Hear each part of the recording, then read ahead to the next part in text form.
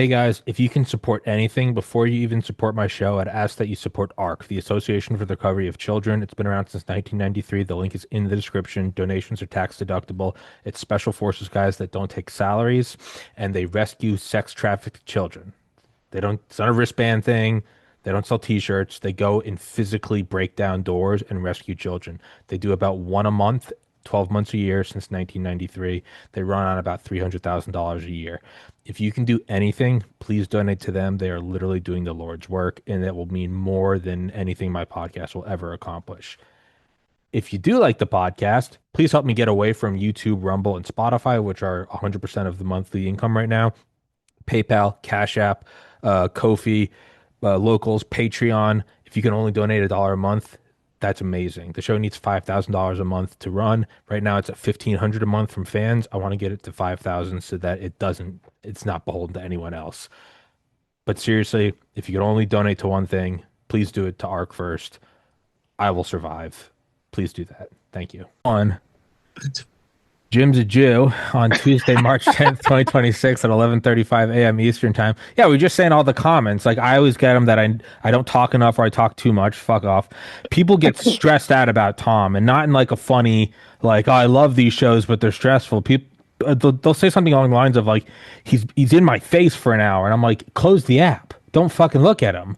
And then the best is the comment about Jim is they will just always throw out like Jim's Jewish or like Jim's a fucking Jew. And it's like, that's not a point.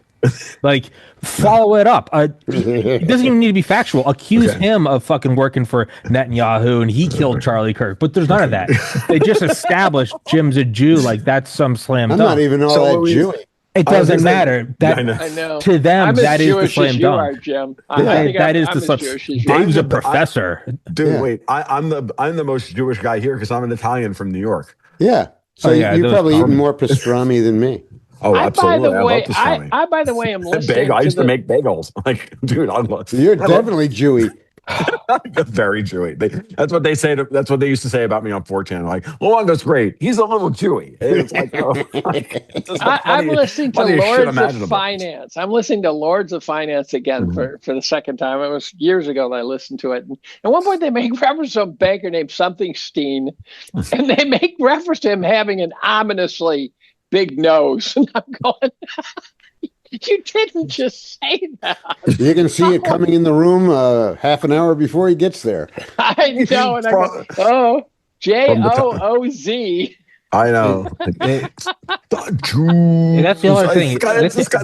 They will say we've got WAPs and mix represented here too. So, but that's no. They will like misspell. That's the other thing. Is like my buddy Drew Bob. He's literally Jewish. He's the least Jewish Jew. His name's Drew Bob. We call him Jew Bob. I'm shocked. He's awesome. We did an episode the day after October 7th where I dressed up as a suicide bomber and he put on like he's awesome. But people will say to Drew Bob, they'll be like, he's a Jew, like Joo, and he's like, you're allowed to spell it. Like that's not the insult. That's not the insult. They're like, all right, says the kosher guy, and it's like, follow it up with something. I don't even care what. Blame him for 9/11 personally. Like yeah. No, I was gonna say no. This is like, okay, so if you're going to hit me with like Dave, you're gonna hit me with WAP. I'm like, I think that's the funniest thing imaginable, right? Because what does WAP stand for? Without papers. And I'm like, oh yeah, typical freaking Italians. They show up and they're like, yeah, I'm not even gonna follow procedure. I'm like, oh yeah, that's part of the course. Like, you know what I mean? I laugh about it. I've always laughed about it, and then I found out about it. I was just like, oh my god, that's hilarious. That's so us. What was the joke I heard? Every wise time go fast in Italy because every time you turn around, a day goes by. Oh god. Oh god. Can you explain? Oh god. I love Italian jokes. Italian jokes they're very good. Like, you know, how do you sink an Italian submarine? You open up the screen doors. Yeah, I know. You put it in water. You know. Then there's the Poles against the Italians playing soccer, and the 12 o'clock whistle blew at the local firehouse. The Poles left the field, and 2 minutes later, the Italians scored. Is it Gangs in New York? Is it Gangs in New York where the Irish immigrants get off the boat and then they're immediately enlisted for the Civil War? I think so. I remember watching that when I was younger. I was like, man, that because I'm Irish Catholic, and I'm like, man, that makes us just look like such stupid, dumb cannon fodder. My dad tracked down our ancestors. Sure, fucking enough. Straight from Ireland, straight to the Civil War. And I was like, Wow. motherfucker. If you look at black dialect, if you look at syntax in a John McWhorter sort of analysis way, where it's real linguistics, it turns out that the black syntax matches the Irish. Really? And I think it's because the Irish and the blacks worked together in shitty jobs back in the 19th century. Sure, yeah. And the blacks picked up the Irish syntax. Needs not apply, yeah. Well, I mean, right. And that's why toast ovens are the way they are. What it is. The toaster oven joke is someone's just above the toaster oven on the evolutionary ladder. Oh, okay. I was going to say, I thought you were actually trying to bring this thing highbrow. And how's the cigars, by the way? How's the cigars? Oh, those cigars are phenomenal. They were a little dry, so I put them in the humidor for about 4 or 5 days, and then what Dave is referring to is that he helped broker a gift of a box of cigars from a patron, or a fan, who, by the way, yes, they're excellent, and after 4 or 5 days in the humidor, they've been great. I like to think of Dave as like this was a convoluted route. It was a convoluted route.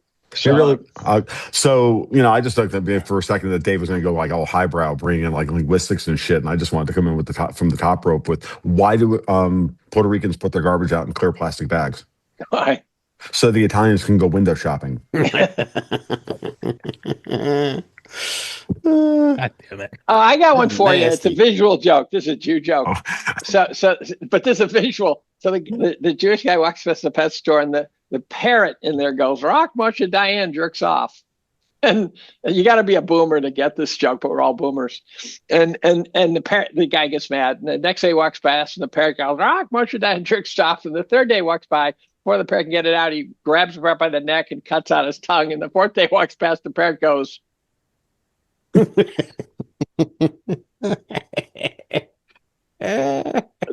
"Oh my."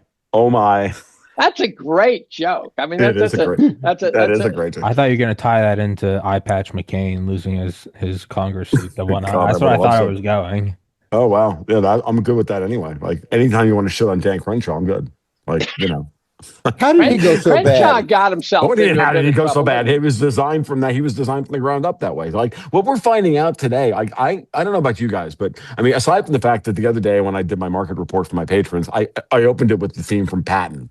Like I just looked at what we're doing in the Middle East as one of the most unbelievable fucking military operations, and from multiple perspectives of all time. But that we can lay that aside for later. What I've noted more than anything else is the level of clarity we're getting in the commentariat as to who works for whom and all of that. We've seen like an epic level of crash out as this thing has gone on. Well, what's been revealed? It's been revealed that everybody works for fucking Steve Bannon, and they all goddamn work for the fucking London trolls. Every goddamn one of them. It's hilarious. All the way up to fucking Tucker Carlson, for Christ's sake. Like all of them. Like they're all like crashing out. Tucker got pinged? Tucker got pinged? I didn't see that. Oh yeah, no. Tucker had Doug McGregor on yesterday. Ew. Right. Okay, that should tell you everything you need to know about how far Tucker's credibility has fallen, because Doug McGregor is literally the Jim Cramer of geopolitics.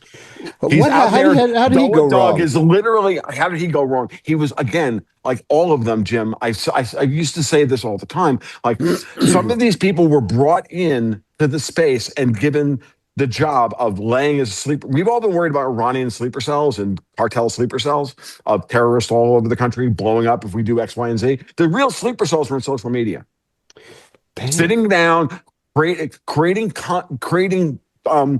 audiences for themselves, creating credibility for themselves, and then exploding like friggin' time bombs at very specific times in order to advance a particular agenda. And in this agenda, it happens to be kill Trump. It's not hard. It's not hard. It is. Somebody pointed out a couple of years ago, they're like, for decades, it was Mockingbird. It was where the CIA was pulling the strings behind the curtains. And then it just pans to like John Brennan on CNN. It's like, now they're just fucking out there, like with the CIA lapel. Right. There is, I don't know what that is, that they're getting lazy. Is it hyper-normalization? Is the rot so far gone? But you do see it where it's just straight up generals being like, well, we need to do this, that, and the other thing. And it's like, we're just We're just cutting out the middleman. You have like generals retweeting Raytheon talking about their new unmanned missile. We're really getting right to it. Unmanned, since when unmanned missile, sorry, manned? unmanned drone. Yeah, no, manned missile, not Japan. Yeah, unmanned, no. Since Dr. Strangelove. Yeah, right. Yeah. This was literally like like Plan R. Like I just like go wing attack Plan R. Yeah. Wing it. Well, who are the other people who seem to have gone over or gone bad? I've talked about all of them in the past, every one of them, and we now have complete and utter confirmation of who they were actually working for the entire time. So the Barneses and the Barrises and the Marjorie Taylor drama queens and the Thomas Masseys and this one and all of them, they've all been doing this shit for years. Who are they working for? They're working for freaking London in the end. In the end, they were working for London always, because London has been trying desperately. They don't know they're working for London. Let's put it that way. It is possible, but when they're doubling and tripling down while this is playing out in front of them and they're losing. Look, if oil was $140 a barrel this morning, I'd be singing a different tune. It's not. Oil's at $91 a barrel and falling. And the only reason it's staying up is I think that Trump investment wanted it to stay up in order to put pressure on Europe. It drops because it makes sense, right? So, like, strategically, none of this makes any sense. A lot of these people are like, you don't continue to act the way they've been acting. Like, they're literally just acting like, I can't tell the difference anymore between Alyssa Slotkin and any of these people. They all sound exactly the same. And they're trying to desperately sow confusion and play this game and soil the friggin' midterms for Trump. And I'm not saying that he's going to win the midterms or anything, but it's clear that we have now a full court press of propaganda bullshit, and none of it points in any other direction. I mean, I'm at the point now where I watch. Okay, so we always knew that Scott Ritter worked for the Russians, and we always knew that this guy worked for that one. I could go on and on and on and on. I'm at the point now where it's so obvious. It's like I know I'm paranoid, right? But if you're paranoid, then that doesn't mean you're not out to get them. It's still not out to get you. But it just like the whole space just looks terrible right now. And God's help me that I have to agree with Ben Shapiro about anything. But I really do about certain things. What's happened to Tucker Carlson? Again, maybe he was always just his father's son, and he was always CIA. And he's just been playing a very, very, very sophisticated game for a very long time. I mean, maybe that's all it is. Yeah. Or he's dumb, or he's got how to, I know he's not dumb. That's the thing. I know he's not dumb. And I don't like saying this because I always wanted to give Tucker the benefit of the doubt. Always. Same thing with like Megyn Kelly and a variety of others. I always wanted to give them the benefit of the doubt, and I can't now. How about they're just anti-war? Why is that not the simple explanation? Yeah, but the anti-war, in this moment in time, this is the anti-war position. You have to get rid of these fucking crazy people. You have to end all the stuff that you yourself, Dave, watching you go down the terrible rabbit hole for all of us. And I want to say this with all love and respect. You went down that hole. I'm not willing to go there. Right. About the pedophilia and the this and all of that stuff. I can't do that. Because if I did, I would lose all of my objectivity, and I would be at the top of a clock tower with a high-powered rifle. Okay, and I mean that sincerely. Yeah, the guy who went at the top of the clock tower, by the way, left a note. The guy in Texas back in the '60s left a note. Look at my brain. He said, "Look at my brain. He had a big tumor." That happened to NFL players several years. A lot, but Junior Seau, he shot himself in the heart, and because he didn't want to damage his brain, he said, "Please look at my brain." Yeah.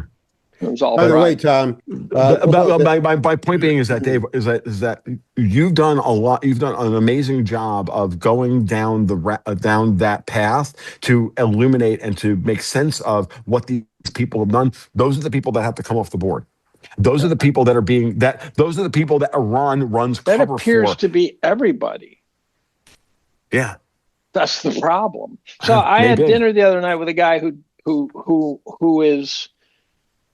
I am to Jim as Jim is to this friend. So I go down rabbit holes comfortably. Jim goes down them reluctantly. Mm-hmm. This guy, one time I challenged him. I said, name one conspiracy theory you believe. And he couldn't name one. And I go, dude, they're conspiring every day. You got to be able to name one. Right. And he walked into a dinner at our house the other day and he said, Dave, you were right. You were right.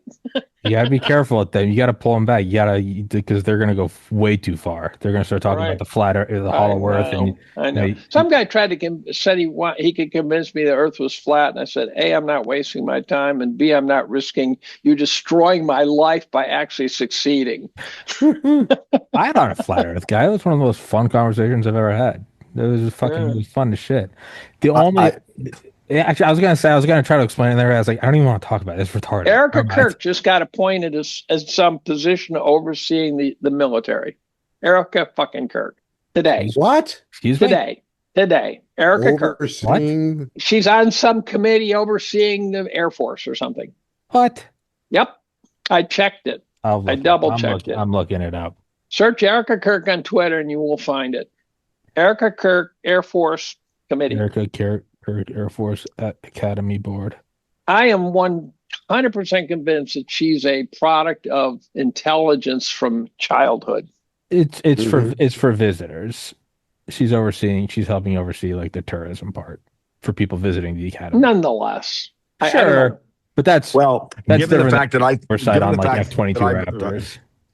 Given the fact that I believe that Steve Bannon's been lying in wait as an agent as a Navy intelligence asset for the last 20 years, and the way I read that son of a bitch now is that he was installed at the top of Breitbart in order to destroy Breitbart, and then they killed fucking Charlie Kirk, and he was brought in to move Jack Posobiec and his crew into TPUSA and take them over. And if Erica Kirk was part of that operation, that makes sense to me. I have no opinion on Erica Kirk one way or the other, but I can certainly spin the tail here. But wait a minute, Charlie Kirk moved Jack Posobiec into that they were going to move Jack Posobiec into his position, and that they've been building that one for 10 years, because if you really look at it, I was there during 2016 when they were building Jack Posobiec into what he is. I was there when he was just doing stunt journalism on Periscope during the Trump campaign. I was there. Mm-hmm. I used to be a part of that. And then I watched him immediately get paid, leveled up, paid, leveled up, paid, and leveled up, while he stole everybody else's. He didn't have an original thought in his head, that guy. I know he didn't. Halsey English and I used to call him out on a regular basis about this. So how is Bannon still functioning after the Epstein thing? And that's a good question. I got to tell you, that caught me by surprise. Bannon's right. Epstein connections caught me totally by surprise. Yeah, and kind of undeniable. I mean, considering the video there is. How is he still functioning? How is Zelensky still negotiating the way he is? How is the IRGC still making demands the way they are? Because when you see people negotiate against their best, how is John Thune arguing against the SAFE Act at this point? How are any of these people acting the way they are? Because someone is standing behind them either with a gun to their head, which is what I think some of what we've seen, and I can explain that to a lot of people, or they have to keep the grip going until somebody takes them out. Or they're getting paid. They're getting paid. The guy who was visible and was tied to Epstein, in my opinion, and then has disappeared from view to a major extent, is Cernovich. Well, he got kicked off. Went quiet. He got kicked off of Twitter 2 days ago. Yeah, he did. For some procedural 2 days thing. Ago? Yeah, 2 days ago. Yeah, he got kicked off. Suspended or just deleted? Suspended. What did he do? I mean, like suspended for a little bit or like permanent? Something about he put something up that involved some group paying for something for some group that was against the rules for promoting stuff on Twitter. Right. When I promoted my year in review series this morning. Maybe something like that. It wasn't that. It was a paid sponsorship thing. He's not that. And he probably didn't disclose it. But he denies that it was what they said it was. So. Oh yeah, that's Cernovich. So Cernovich looked suspicious when he did a FOIA on Dershowitz to get supposedly Epstein information. And he talked about how phenomenal it was going to be when he got it. And then he got it, and then nothing. Just nothing. I remember. So my conclusion is he was working for Dershowitz to find out what the heck they had on Dershowitz. That might actually be the case. I don't know, but I do. I'm now trying to reach back to 2017 when I used to talk to Lee Stranahan I used to do fault lines on Sputnik Radio with him and Garland, and I did a couple podcasts with them. That was entertaining. I did every Friday. I was there. I did every Friday with them. I was like their regular guest routine until COVID, when Lee lost his mind, and then I had to walk up. I literally hung up on them one day during the middle of COVID. But before that, I remember Lee and I having conversations like, Tom, when I talk to you, I know that there's like nobody behind you. It's just you doing your thing, whatever. When I look at a guy like Mike Cernovich, I know, and others, I know that there's that Jeff Keesia and this one and the Mercer, they all stand behind those guys, and they're getting paid by other people, and they don't talk about how they're getting paid. So by the way, for the record, anyone out there who wants to pay me big bucks, I'm a whore. I'm ready for you. Right. You got plenty of money. What do you need? You're one of the best. Never enough money. You're one of the best investors in the world, Dave. I am doing hand jobs behind the dumpster at Wendy's. I just never enough money. Standing crotch locks. You are such a boomer. Like I am such a boomer. I get to say that as a Gen X guy in the room. Well, so part of the thing is I do want to leave a nest egg to my children. So yeah. Hey, listen. Let's go back. So that means whoa. It means hands. Shut hands up for change. Okay. You opened up you brought in so many Christmas presents that we need to unpack. And can we please start doing that, because there are a lot of things going on besides just our idle chatter. What on earth is preventing John Thune from passing the SAVE Act? He doesn't work for the Americans. He's a traitor. It's not hard. Why is it not hard to expose the fucker? Because at this point, like, it's like the rot is so deep that you have a group of people around you have all of them. They all don't want to give up their position, and Trump has not guaranteed that they can survive the other side of it yet. For whatever reason, the other side being what? The midterm election? Yeah, the other side being or more appropriately, the other side of the scenario where Trump is firmly in control and things are not going to go back to the way they were. Okay. So we have to think of things in terms of state change, right? As I'm like to bring the chemistry into it.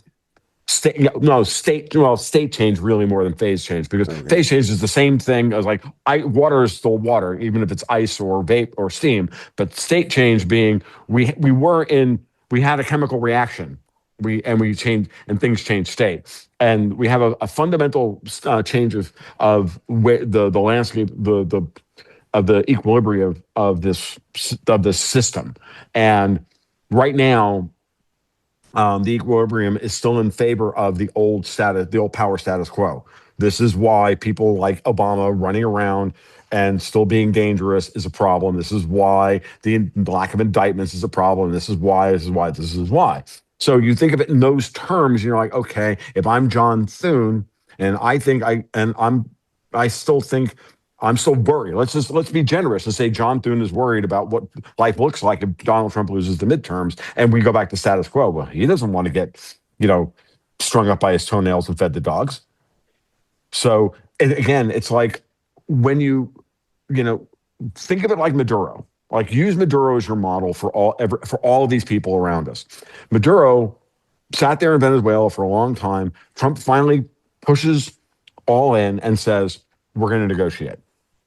And Maduro is negotiating, and he's negotiating, and then eventually he gets the personal guarantee from Trump that Trump is going to run an operation that wipes out all the guys that are capturing Venezuela. He's going to get Maduro and his wife out, and Maduro takes the deal.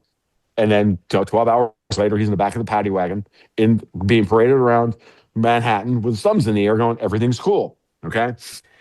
Maduro took the deal because Trump changed state from Maduro scared of getting killed to I'm going to guarantee your safety.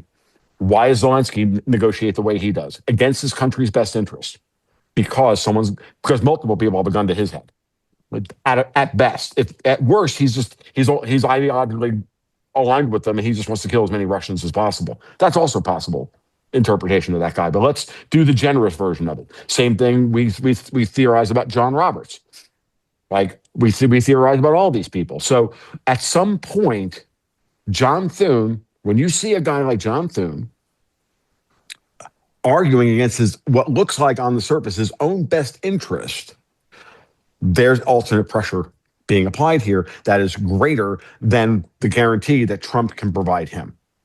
Until we get to a state where Trump can flip that and he can read the wind and go, oh, yeah, things are. And so I don't know what that thing is, Jim, but I know that fulcrum, whatever that fulcrum is, I know it's operative. And one thing with Thune is that how does he survive the public embarrassment of slow walking this thing? Well, the SAVE Act is like the retard meter, right? I mean, there's nothing that's clearer than that, right? You could. There's very few acts that should get a unanimous vote. So how does he survive the public humiliation of not? Maybe he doesn't care. Backing it. What? Well, then how does Trump neutralize him? I don't know. Like when you look at the 4 senators that were 5-year-olds. When you think of the 4 Republican senators who came out against it, they all had some version of political immunity. McConnell is a mushroom. Tillis is going to get primaried out. Murkowski is done, and the other one isn't up for re-election. It was the 4th one, the guy out in Utah, isn't up for re-election. So none of them have every one of them has a form of political shield between now and the midterms, and they're the ones that, of course, were the ones that were activated. Now, Murkowski is probably the easiest one to move because, generally speaking, you can buy her off with money. But the other ones, or if you can get Cornyn on board, or you can get this one on board, now they're playing the game between Cornyn and Paxton and all of this stuff. And again, none of this should be necessary, but someone is standing behind them going, you will do this. Let me ask you this. Obviously, this is a kind of a critical situation, and it seems to me that Mr. Trump is going to have to declare, if it doesn't pass, he's going to have to declare some kind of a national emergency and issue executive orders for basic election procedure. I agree. Which I think he can. And I think that's can that possibly work, or are the states going to fuck him up? Well, he came out with a thing a couple of weeks ago, right, about the 17-page report detailing China's involvement, meaning that he could, through the National Security Act, do that. Yeah. The other thing is, I think we're going to see some things wrong with Maduro. I think other countries are going to be added. Why do you keep on overspeaking me? Sorry, I'm sorry. Sorry. I mean, if you hear me start to say something, it means I'm trying to say something. Sorry. Okay. What about the fact that I'm sorry to be rude. You're not. I'm being rude. It's okay. I apologize. Good. Accept it. What about the fact that, about a month ago, they captured all of the ballot evidence out of Georgia, and about 2 days ago, they captured the ballot evidence out of Arizona. Now, they're going to throw this in the public's face at some point, I think. I agree. It's not that difficult to parse out what this stuff means. What story the evidence tells. It's not hard. Right. And they've had it long enough to be able, at least with Georgia, to be able to figure out what happened with those ballots, whether they were kosher or not, as my people would say. So what happens when they do that? I would hope that the dam finally breaks. And again, if you see the Senate continue to be locked up the way it has been, then you know that no matter what pressure you bring to bear, that way they're not going to move, and therefore if that's the case, then the other move on the board is for Trump to then do exactly what you suggested, what Tommy just talked about, which is that you think that these intransigent people will not move in the face of hard evidence of election fraud? Wow.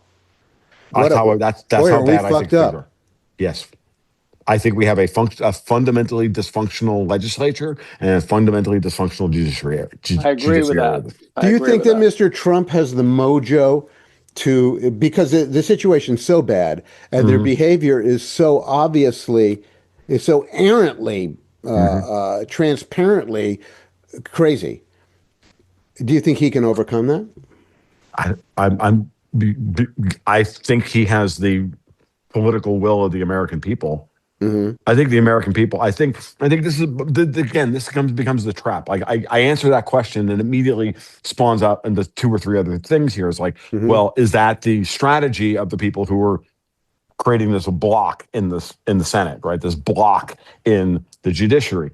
But let's start with the basics. Yes, I do think he can do that. I do think that at some point, he might have to, declare a national military emergency or whatever over the election in order to try and get something close to a fair election. That, of course, is exactly I think the strategy they've been employing, which is to turn him into Lincoln so that because they've been screaming that he's a tyrant for God knows how long now.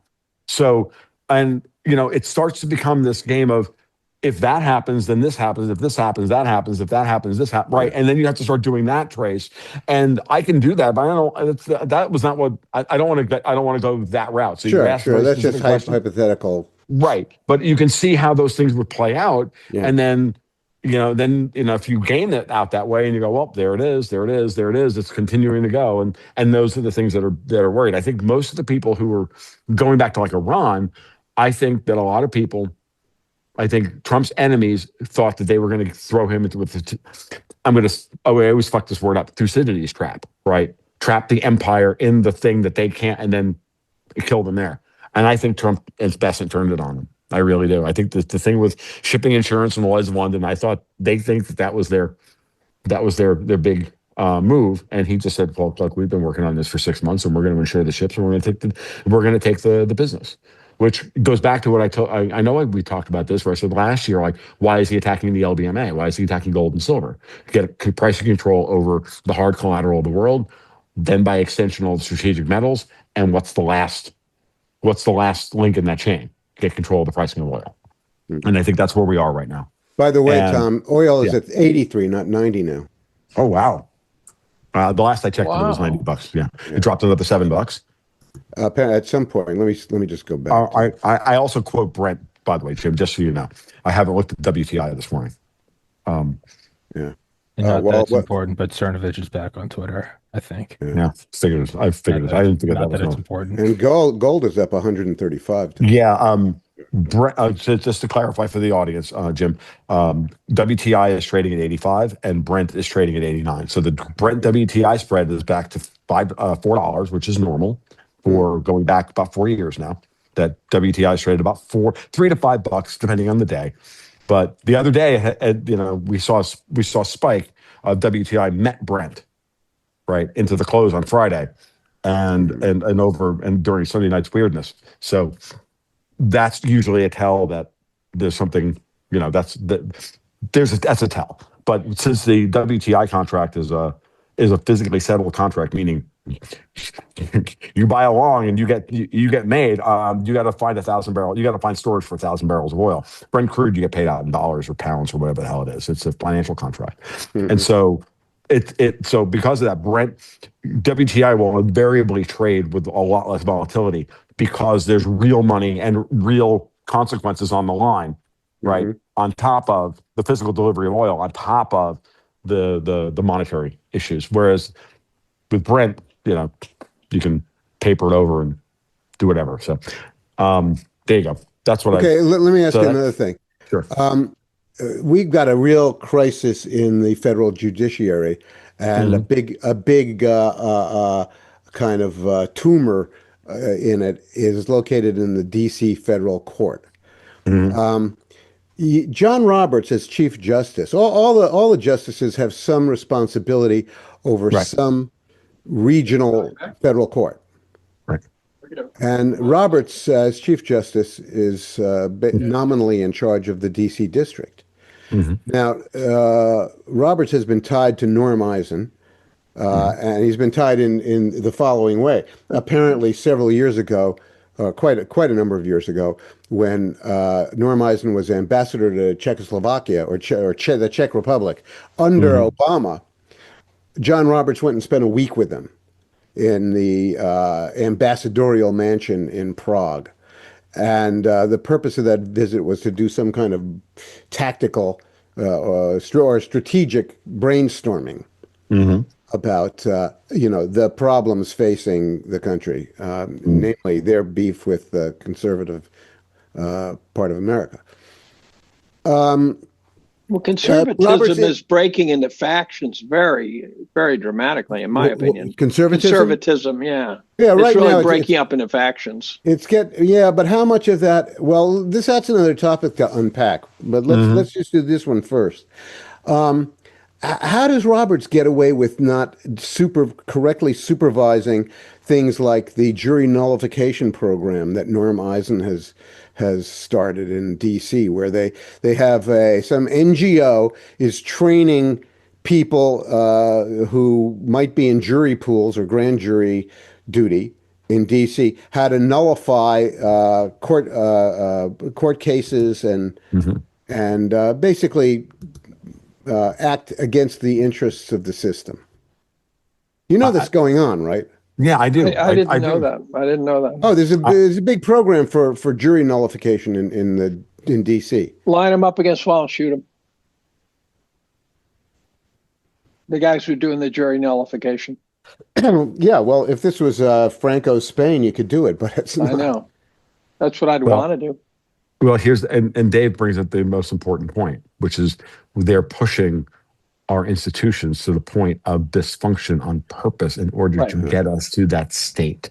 Right. And Trump. You don't want to buy into it. You don't want to buy into it. And Trump, to his credit, has been continuing to try and solve these crises as they come up without doing permanent damage to the institutions. The way he didn't use the Insurrection Act in Minnesota, for example, was a way of trying to. You know what I mean? Like he could have. I know what you mean. Yeah. Now, but the question is, isn't there some backdoor way of tamping down John Roberts, or putting a little hurt on him?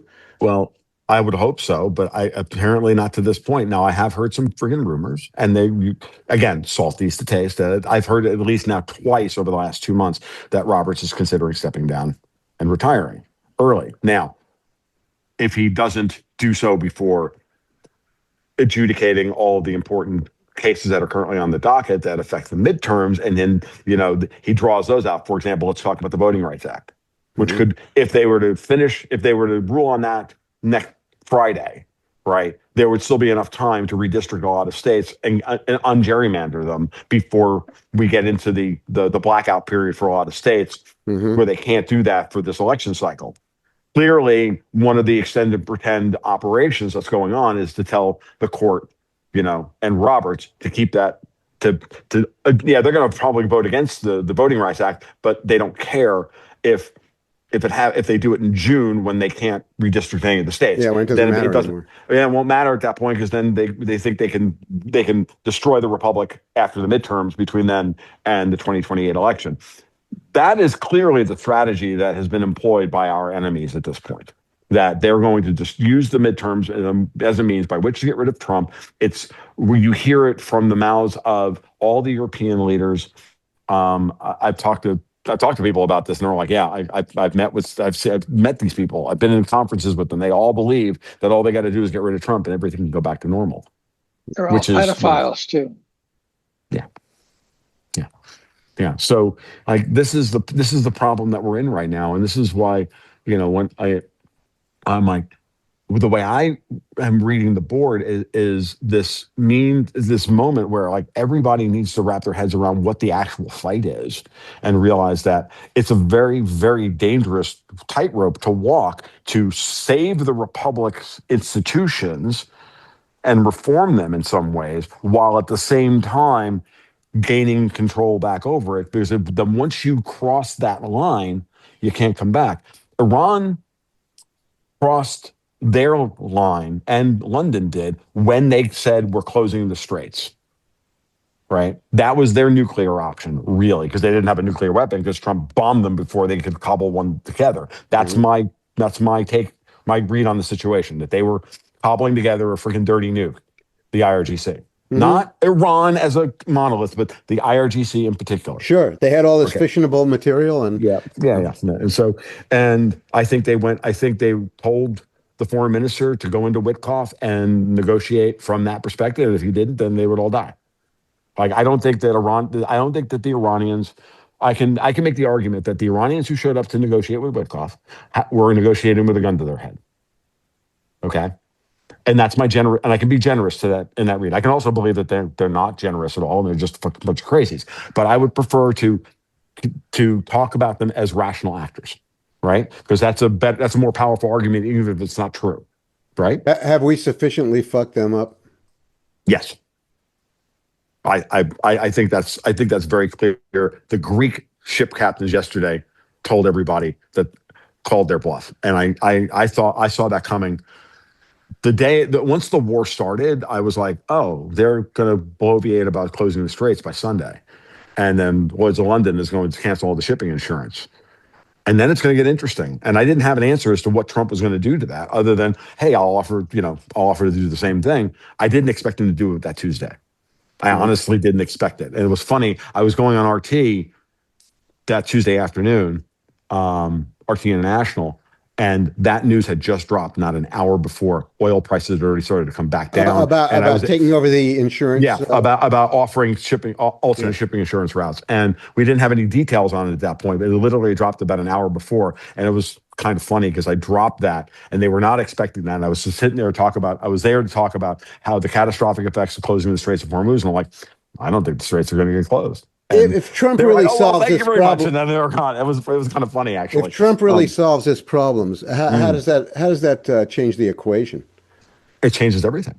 Well, let's run it down. Especially the domestic American situation. What it really does is it finally calls the bluff on all of this stuff that's been out there for years and years and years. It's going to cause the end of the British government. It's going to cause the end of MI6's ability to schmooze, to work with the CIA to clear our battles, our information battle space. It's going to end.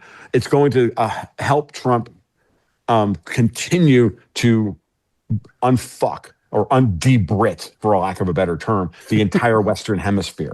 Okay, it's going to give him the runway necessary to do all the things that he's been wanting to do, and it's going to unlock all of the gridlock in DC as everybody gets an opportunity here to go, whoa, I can be on the winning side for the midterms. I was talking about this yesterday with Susan Kokinda and Blaine Holt. I was on Tommy's podcast yesterday. Yeah. And we did that one yesterday. And right towards the end, over the weekend, I had a thought about what was going on. Remember when Chuck Schumer came out of the Gang of Eight meeting and he looked like he had seen a ghost right before the State of the Union address? Remember that? Not exactly. Yeah. Schumer came out of that meeting and looked like he had just seen a ghost. And he had the opportunity to say something mean about Trump and didn't. Okay. Now, I don't know what that means, but I'm gonna give you some fan fiction, which is that Schumer was briefed. They have intelligence that Iran was cobbling together a nuclear weapon, and they have to deal with this. And that destroys all of Schumer's carefully, crafted rhetoric to be anti-Trump and all of this stuff. Schumer was also very subdued during the State of the Union address. Reluctantly standing. He was really kind of out of phase. He and Fetterman Fetterman was clearly out of phase. But what if he knew? Chuck Schumer gets to become the hero in the post-war story. Because when Trump sits down, finally levels with the American people and tells them what the story was, he's not telling them now because he's still running under OPSEC. Right, under operational security protocols, because it's still a military operation. But when this is all over and he has to finally level with the American people, Chuck fucking Schumer gets to be the hero and say, no, President Trump pursued the right path here. And now all of a sudden, Schumer gets to get control of the core of the Democratic Party. Schumer has an out here. Schumer has an out here. that people aren't realizing. And he's a survivor. He's another one that negotiates like he's got a gun to his head, right? You give Chuck Schumer enough good reasons to back your play. If it's to his advantage, he'll back the play. And I see about 16 ways that all lays out very well for Chuck Schumer and his wing of the Democratic Party to bring them back from the brink of crazy. Is there enough of his wing left? In order for Trump to get through the agenda that needs to be gotten through, the SAVE Act, this and all these things that need to be done, yeah, I think so. And then they can negotiate next fall over, government cuts and some of the other things. Are you saying that Schumer would go along with the SAVE Act and other important things? Yes. Before I forget the point, I want to go back to what Tom was saying about doing what Dave is saying. Don't buy into it. They're pushing it. They want to push the institutions to the breaking point. And saying Trump's going about this, and that's why he doesn't use the Insurrection Act, because you do permanent damage to these things. It's it's we can look back very sparingly. I mean, HW. I know it's been used a lot, but I mean, HW 1992, and then what? Maybe Eisenhower with the 101st, or like. What did HW declare for emergency? Rodney King riots, insurrection. Right. But that was, in the long run, that was not very meaningful. No. But that's my point. Is like so I get that. However, if on the on the game board, if we're saying don't do this because you're going to destroy this institution, we could say that that's an amputation. But the bigger picture would be, well, you don't want to kill the entire fucking body. So if they're going to keep pushing this in many ways that we know, I mean, it's just heating up, and it has since 2016. At a certain point, you do need to still be able to use those damn the institutions. Sure, try to save them. But if it looks like they're fucking up everything every which way, I mean, Trump's the guy to do it. He's the only one that can pull all this stuff off. It's his second term. Everyone hates him anyway. They're trying to kill him. Like, I don't think he cares. So I get what you're saying, Tom. I hope that he has the balls to, if he needs to, do whatever he needs and destroys the institutions. I don't want them. I'm with you. I don't want them to. Destroys like the FBI, the Federal Reserve, in general, like not destroy, but whatever damage it would do. It would be damaging if he just does an executive order and says this is how we're doing elections. It would look bad. But if the end result is like they're clearly rigging this shit and we've got a couple more years left before this thing is just dead, then it's better to do that. And that's my point. And I think you want to listen to Triumph, the comic insult dog. Well, I was also about to point out in bigger news in my universe is I've never seen Dave's dog at work. I was going to interrupt Tom, but I was going to say this is so much more. This is so much more important to me than the Strait of Hormuz. Let me ask a question for now or later. Why did Trump appoint Kevin Warsh? Oh, to get rid of the rest of the Fed put. And to reform the Fed. I don't really have a picture of which way he leans. I mean, Trump obviously wants to have significantly low interest rates over a long period of time. But Warsh is the worst imaginable pick based on his public and that's statements. why I don't get that equation at all. He is all in on, I think, and his other public statements are, he's all in on reforming the Fed. And I don't think that I think that. Clarify what you mean by reforming the Fed. Getting an basic mission. Change its mission from, the sole provider of dollars to the world, the sole bank supervising entity, all of that has to go away. That has to come back under Treasury. Bessent wants it back. He's going to get it back. Warsh, it's funny. Like, I've read a lot about him, and I just have to discount everything that comes from the kind of classic, sources, what I would call British media, British financial media. Like, it's terrible. None of it's any good. It's all but bullshit. Warsh himself has made very blunt statements about how bad Fed policy has been for many years now, and in particular. Too many interventions, too often, too long, too everything, right? And so to me, a simpler model, simpler in terms of minimum moving parts, is I have this view that if you look at Fed governors, they're always in retrospect, you can see why they were put in. So Volcker, fight inflation. Greenspan was put in because we were heading into, with Reagan at the helm, kind of a open capitalism. And he pretended to be Ayn Rand guy. Ended up being an egomaniacal douchebag, but that's independent of that.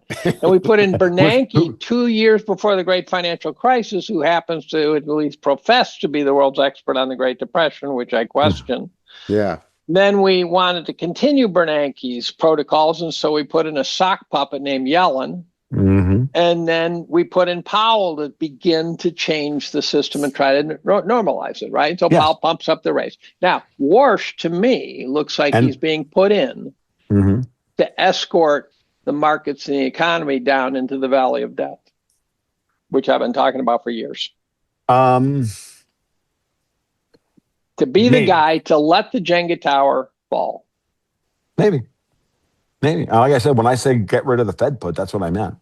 Yeah, no, that's right. That's right. But at the same time, that doesn't mean he can't go to lower interest rates.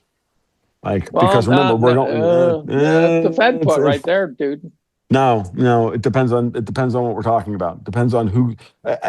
The structure of money is changing at the same time, Dave. Like why they're pushing the crypto bill, why they're pushing stable coins, why with the international dollar, the euro dollar is not going to determine Fed policy anymore. We know that. We've been watching it play out now for 4 years. I think that a lot of our I don't have good answers for everything.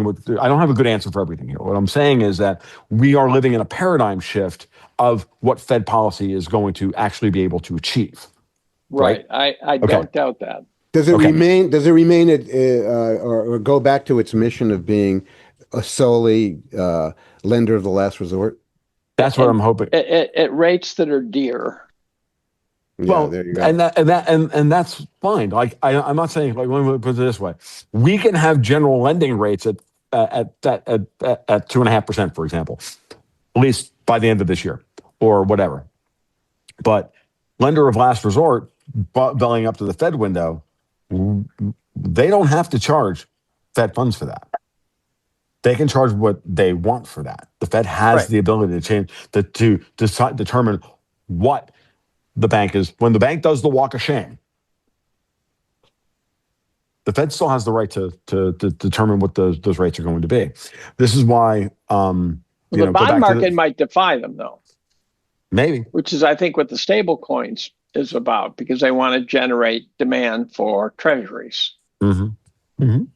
Right. But at some point, I think the demand for treasuries will simply fall short. And then the long-term rate, I think the Fed is not doing anything because the Fed is terrified that it will do something and the bond market will say, oh, no, you don't.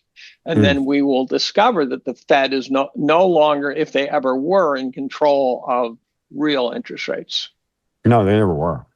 Well, but they were, though, at some level. So when the Fed dropped the rates, the long-term rates typically did go down. So there was a correlation with what the Fed was doing. Now, it could be the correlation's backwards. That is, the Fed is trailing the long-term rates. But which is the point people make that argument, Dave. So. But huge percentages of people trade their bonds off of what the Fed says. So in that sense, they do. But at some point, the trade might just go against the Fed. I think they're terrified of being shown to be feckless. We're powerless. Yes. And so, and I think Warsh might just be the guy to escort the economy and the markets down to where they've been trying to get to for many years. It's very possible, but at the same time, we have a global capital flow offset on that. I want to make sure that everybody is clear on that, because we're now staring at if this is going to happen in the United States, and the way the energy map is changing, and who's going to get access to the energy, and who's determining who gets the price at which they get that energy, and it's no longer London, therefore it's no longer by extension Brussels, and Putin, Trump, and Xi are actually more in charge of that than anybody else, and the Saudis, really. Then that European debt collapse is looking pretty friggin' ominous right now. And well, the entire credit market looks like the cracks are showing finally. Agreed. You know, audible cracking noises. This is the private debt, private equity, real estate, all are showing signs of they're really starting to show smoke coming out the tail. Hey, Dave, section. what's going on with Blackstone? I don't know. I hope they burn in hell, but they're having some kind of problem. And I think they have an internal private equity fund that's going belly up. The private equity funds are filled with crap. Yep. And once everyone realizes it, and for me, the first audible sound was when Harvard Management Corp expressed concerns over their private equity exposure. The minute someone does that, the bank run has begun. Right. The minute someone of considerable money says, we're a little nervous about the private equity exposure, then everyone wants out. And the mechanisms to keep everyone in are just appallingly inadequate, and if not criminal, and crimes against humanity, and et cetera, et cetera. So I think the private asset market, there's a great interview by Steve Eisman of a guy named Tom something, Hockman or something, that posted yesterday, the day before, but Eisman really knows the stuff. And they were talking about how bad, for example, the insurance industry is now. So the insurance industry is so undercapitalized. So you can have life insurance and you think you're covered and you're not. Things like that. And you got all the Harvard's pension, Harvard's endowment is 40% private equity, and private equity is just filled with hog shit. It's just dark. Hey, this hog shit, this crap that they're stuffed with. Are these just bad companies?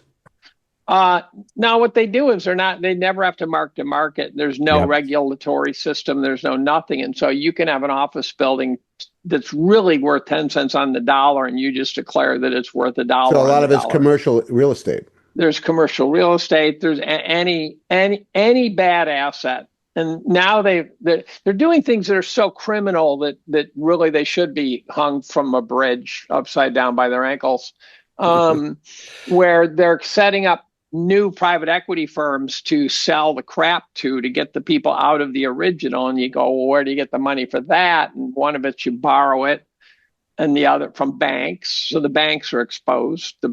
People say the banks aren't exposed. I disagree. The banks are exposed. And then the other thing you do is you get Trump to say, let's put all the 401k money into the private equity. And so they're gonna sell it to Joe Sixpack.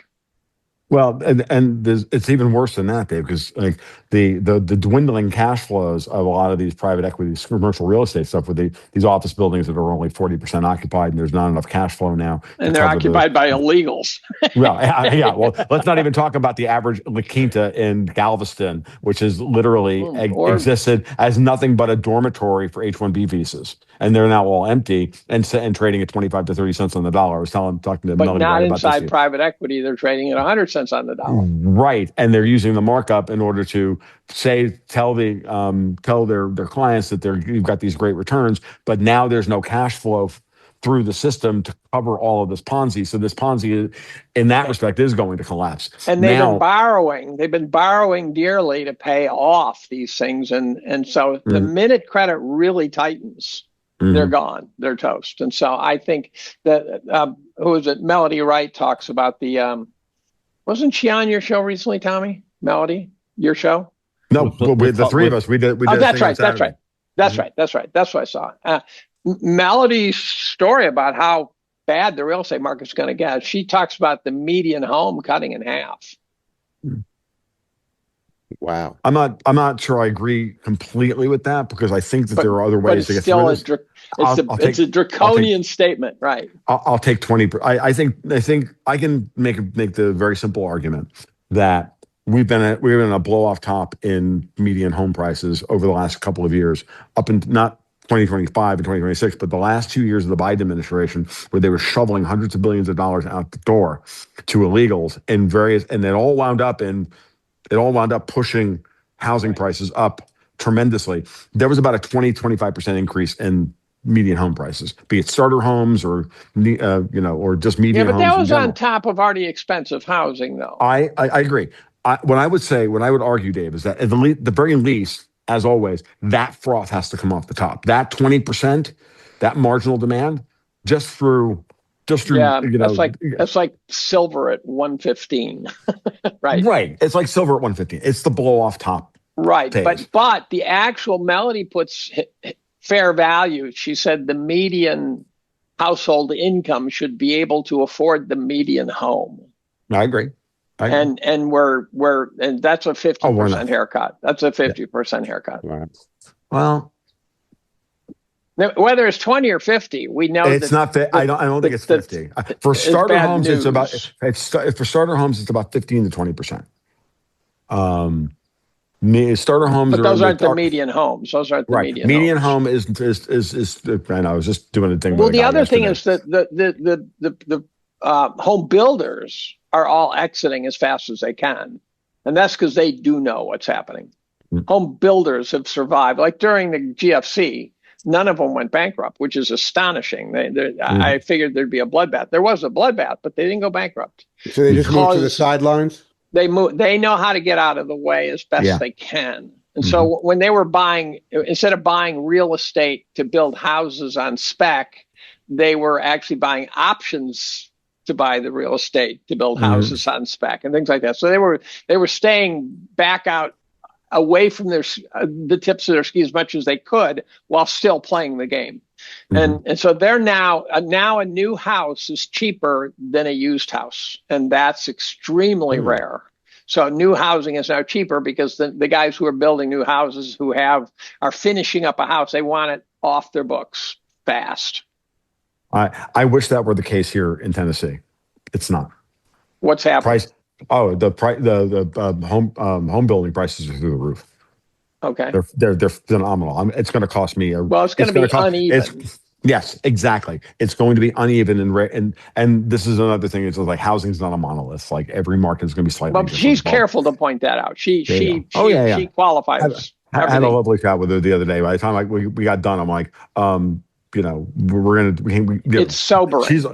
It's sobering. I just told her, I said, whenever we get a chance, steaks on me. We're going to have dinner one night. We'll have dinner and, Well, I had an entire podcast with her. I think it was with Tommy on satanic cults. So we can outdo you. We literally talked about Satanism. Oh, I'm sure. No, which I did not expect to be a topic that she could hold her own on. We had a great topic. We had a great talk about all the things that we normally talk about. All that stuff, along with like psychology and the trauma, and we went into all that stuff as well. It was fantastic. It was a good show. It was a lovely show. Yeah, it was fun as hell. So. She was able to hang, knowing nothing about me. Yeah, she was able to. Yeah, didn't bat an eye when we started bringing up like satanic cannibals and stuff. I did not. When I listened to Marjorie Taylor Greene talking about satanic cannibals, forget about who she is, whether you like her or not. I did not have a congresswoman talking about satanic cannibals on my bingo card. This is. I didn't have Steve Bannon working with Steve Epstein. I know. On my bingo card either. One of my friends, by the way, is in the Epstein files. At first, I thought he just got a little winged, and now it's starting to look like he took a bit of a headshot. Oof. So, yeah. No, it's really sad. What I hope back to Jim's original question: what does everything look like on the other side? First, you have to get the clarity, right? You have to let's clear the game board of all the bullshit so we know where everybody actually stands. It's like, imagine when we used to play Magic, it was like Wrath of God. Like the board is really complicated. I'm a Wrath of God. Kill all the creatures in play. Somebody else plays Tsunami. Kill all the friggin' lands in play. Let's reset the fucking board and start from scratch. We kind of need that scenario, right? I know I got 3 cards in your hand, you got 4, and you're probably going to win. But board resets are disruptive, and we're in the middle of one. It's hard to predict where we're going to head from there because we don't know how people are going to react to the board reset, right? I mean, I'm talking about the average person. Yeah. Hopefully, they will react with relief, right? Because with clarity and with certainty about, that's the way the world was working. Yeah, let's get rid of all that bullshit. So get it all out in the open. Let people deal with the problem. Let people deal with reality. And then they can go, okay, I'm not nearly as confused as I was. Everything sucks, but at least it doesn't suck and I'm confused. Right? I think I feel as confused as ever is the problem. It's just not my brain. I'm suffering future shock at this point or something, Alvin Toffler's. Right. I can't process it. It's coming at me too quickly and it's presenting a challenge to me that's severe. For Dave, example, we had sort of a base level of disturbing change until about I don't know 6 months ago, and now it seems like we're really going hockey stick. Yeah. I'm confused on the details, and I have the fog of war. I think and I agree with Dave in that like it's all murky and doesn't make sense to me. What is pretty obvious is that there is some cataclysmic hegemonic shift going on, either from the post-Cold War unipolar to seemingly bipolar or tripolar, or moving back to an extreme unipolar. That much is it doesn't seem like it's just your normal bullshit like left and right and blah blah blah. That much left and right is bullshit. That's what I'm saying. This seems pretty genuine. The actual details are extremely foggy.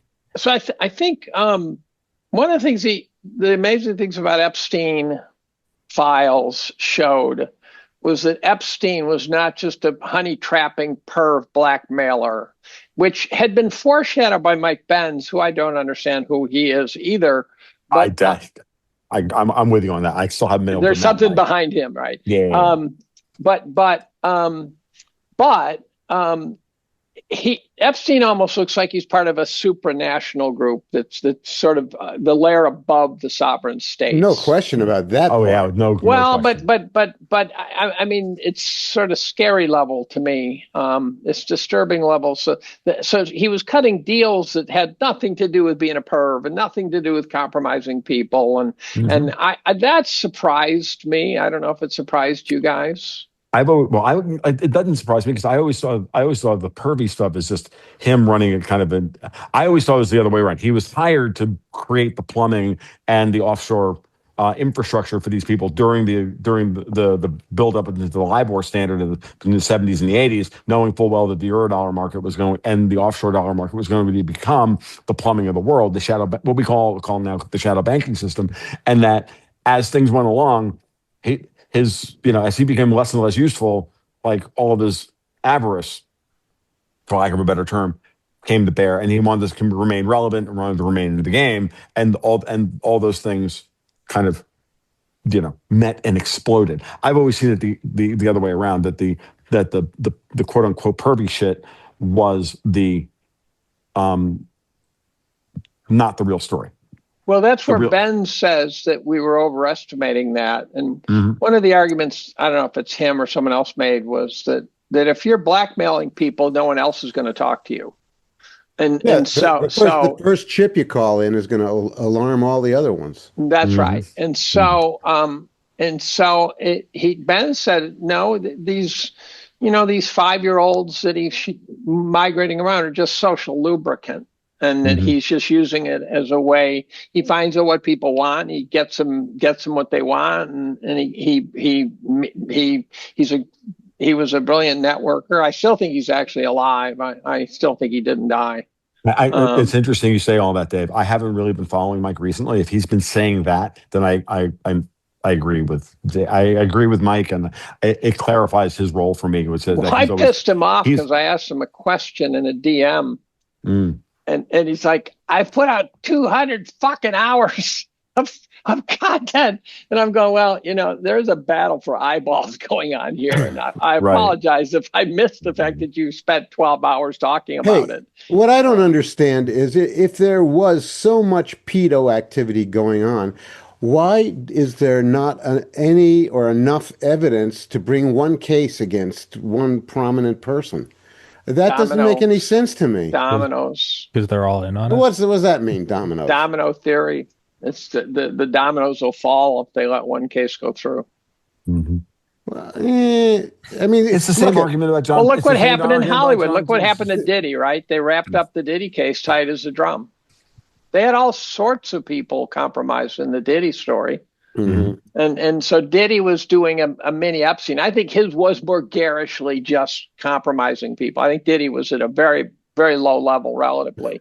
But you want to control the messenger, and Hollywood's a messenger, right? So you really got to control Hollywood. And Diddy did it, and then he got sued. And I actually looked at the lawsuit, and it was pretty graphic what he was accused of. And I just gazed at it because it's only 300 pages. But then within a couple of days, the FBI swooped in and charged him and then grabbed everything he had. And then the case just went away and they convicted him of prostitution. So that's a cleanup job. You'd have to conclude from that the FBI is in on totally corrupt. They're totally corrupt. Totally. Why can't we correct that? Why can't that? Because they're the cops. All the way back up to what Tom was saying is we're reaching this point where all the seams are bursting. It's like, well, I call it the cops, and it's like, yeah, well, the operator's in on it. At a certain point, it's like a Mexico, right? Why well, can't at a you clean certain up the point, cartels, it's like, well, then how do you clean it up? And it's irreparable damage to the nation. Well, don't we assume that there are forces in the Trump administration that are honest? Yes, we do. I do, and I think we that. Do. So and they're in charge of Kash Patel. If Kash Patel's not doing his job, if he's not cleaning up the FBI, then what? The DOJ get another FBI director who's honest. Trump's DOJ is a disaster. Trump's DOJ is a disaster. And the DOJ was a disaster beforehand, and if it's 20% better than it was, it's still a disaster. Mm-hmm. Right. Okay, so nothing is as simple as, well, you're this. Well, no, the problem is the rot is so deep that it took generations to build this rot. It's not going to be wiped away in an hour and a half because somebody said so. It's gangrenous limbs require radical surgery. I think there's also something to. They're trying to not immediately go to DEFCON 1 and just go in with a sledgehammer.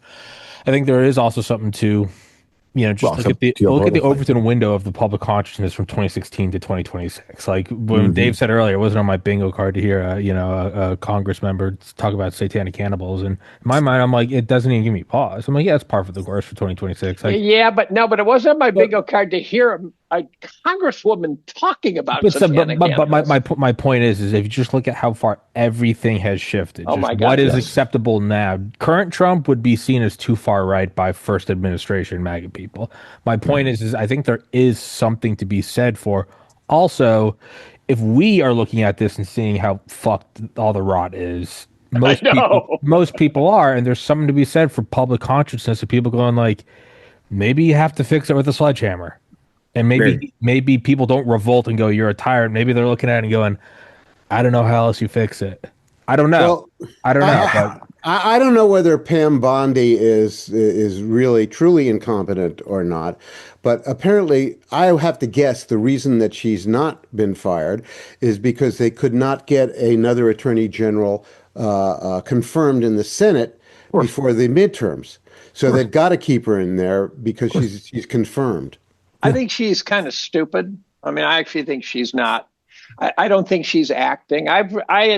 I'd picked up on Pam Bondi's incompetence as far back as Hurricane Katrina and shit like that, where she was saying shit that just made no sense. And so when she got appointed, I go, holy crap. Let's talk about something that's actually working within the Trump administration. Bombing Iran. Well, not just that. No, not bombing Iran, which did work brilliantly. The OPSEC around the bombing of Iran was really impressive. If you really stop to think about it. Somebody asked me this morning, like, what do you think of Tulsi Gabbard and all this? I'm like, the more I think about it, no, she's not AWOL. Well, she's AWOL to the public. Yes, exactly. That's OPSEC. That's OPSEC because the British didn't have any idea what was going on. The French had no idea what was going on. No one had any idea. The people who would normally be leaking to the press weren't able to leak to the press. So they were not marginalizing her. They were keeping her protected. Yes. I think if you want, what I'm about to say is that when this all is said and done, Tulsi Gabbard is going to get the CMH for her role in all of these operations because of how quickly she has quickly she has improved the signal to noise ratio within the ODNI to ensure that the Trump administration, that Trump and Hegseth and the Joint Chiefs did not get crappy fucking British slop intelligence. I think, to interrupt, I think slop. What a great word. Slop is the word of the year, by the way. I think what Tom's saying is actually directly related to what Jim was just saying about, how come you're not cleaning this up? Well, what about that? Is what you're seeing with Iran and Venezuela is you can only do that when you don't have a bunch of factionalized, treasonous at worst, or just, fucking, I don't know, self-goal oriented fuckers in this giant system. When you do clean it up airtight, you can go do tactical, immediate shit like this, precision. Yeah. I would hope that if that is possible, then it is also that framework can apply here. If you have to just completely get out all the dog shit in the DOJ before you do something, you have to, and that may all happen after the midterms are over. I would think that. No idea. So one of the things that I don't have, I have a couple of people that I know that are kind of close to the administration, and I can tell you that they all will tell you the same thing. There are very few they have a very small cadre of people who are actually trying to save the country. And everybody else is against them. I thought that was us. No, I mean, if you assume that like the Trump and the as much of his inner core as possible is working in our best interest, then that's a very small cadre of people. They are thoroughly outgunned, and they are working through from the ground up the things that are the most important to get done. Like triage. It's triage. At this point, literally make sure there's no nuclear war, shut down the border, and and improve the money flow so that the contracts, the vitals. It's like the blood's going, the brain activity's still alive. All right, we'll get to the fucking toes. It looks like the sequencing is pretty good. Yeah. I would say yes. I would military agree. sequence. Now, one thing that mystifies me is what is exactly the role of Todd Blanche? Is he doing the heavy lifting in the Justice Department? I mean, he's the deputy. He's in Lisa Monaco's role now that she was in with Merrick Garland, and I got to imagine that Todd Blanche is doing most of the heavy lifting in the department now. I don't have a good answer to that. If anybody does, I'm open to suggestions. I haven't really followed that part of it, and I don't really know either. He was Donald Trump's lawyer in a number of those cases in 2024 when they were trying to get him in New York and elsewhere. But he is a longtime Democratic voter, and when you say that there are people on the inside who are kind of sabotaging things. It does make you wonder a little bit, but he's, he occupies a strange kind of place in the spectrum there. He really does. But going back to Bondi, just to look the two of them together, Bondi to me has always looked like a placeholder. She's better than Merrick Garland. Yeah, exactly. Which is not. She doesn't have to be great. All she has to do is not make things worse. Can we go back and clean stuff up as much as possible, and take all the heat? Because you knew they were going to come after her, and as long as she just stays, basically, her job is to stay loyal to Trump for as much as possible. One of the things that's got to happen is if John Roberts will not clean up the D.C. district, it seems to me that they can use this voter nullification program as a reason for change of venue to get these cases out of the D.C. district. So they can prosecute people fairly in other districts. That makes sense, and but that's a good observation to throw at Jonathan Turley, who would be able to probably answer that question for us better. I was going to just mention Jonathan Turley, Rage in the Republic, has gotten in my skull and camped out there. It's really I don't know if you've read it. What are some of the things that he is talking about that really stick in your head? Well, one of the things is the first third of the book is a grind because he's talking about 18th century events, and the founding fathers, some of them, but there's a lot of French shit in there too about the French Revolution. So you pay a price. You gotta wade your way through the first third. Gets to the present, and he really talks about what the meaning of free speech is. He really talks about why a democracy turns to tyranny very, very quickly. A pure democracy does not work. And he says, and he gives great arguments for why you need a buffer between the people's vote and the laws. And he talks about the Supreme Court being explicitly there to push against consensus. that their job is to make sure consensus doesn't always win. He continues, as in his previous book, The Indispensable Right, he continues to sound like he's panicking to me, like he sees us in a very, very precarious situation. And he always talks about it cycling. So he always talks about the various periods in history where free speech was at risk and where democracy was at risk and things like, or should we say the republic was at risk? I now understand why people say it's a republic, not democracy. That comes through very clearly. Sure. I did not. That to me was just a trivial point. It's not anymore. But he by the end, he really just in both books sounds like he's panicking over whether we will pull out of this one. You know what puzzles me, you guys, is the so obvious unappetizing condition of the people who are in the Democratic Party and in their leadership. This is a party full of people. This is like a party full of mutts and crazies. Even physically, they look bizarre. You know, that girl, the blue-haired lady from Rhode Island, and they look like a bunch of really damaged people, and it's hard to understand.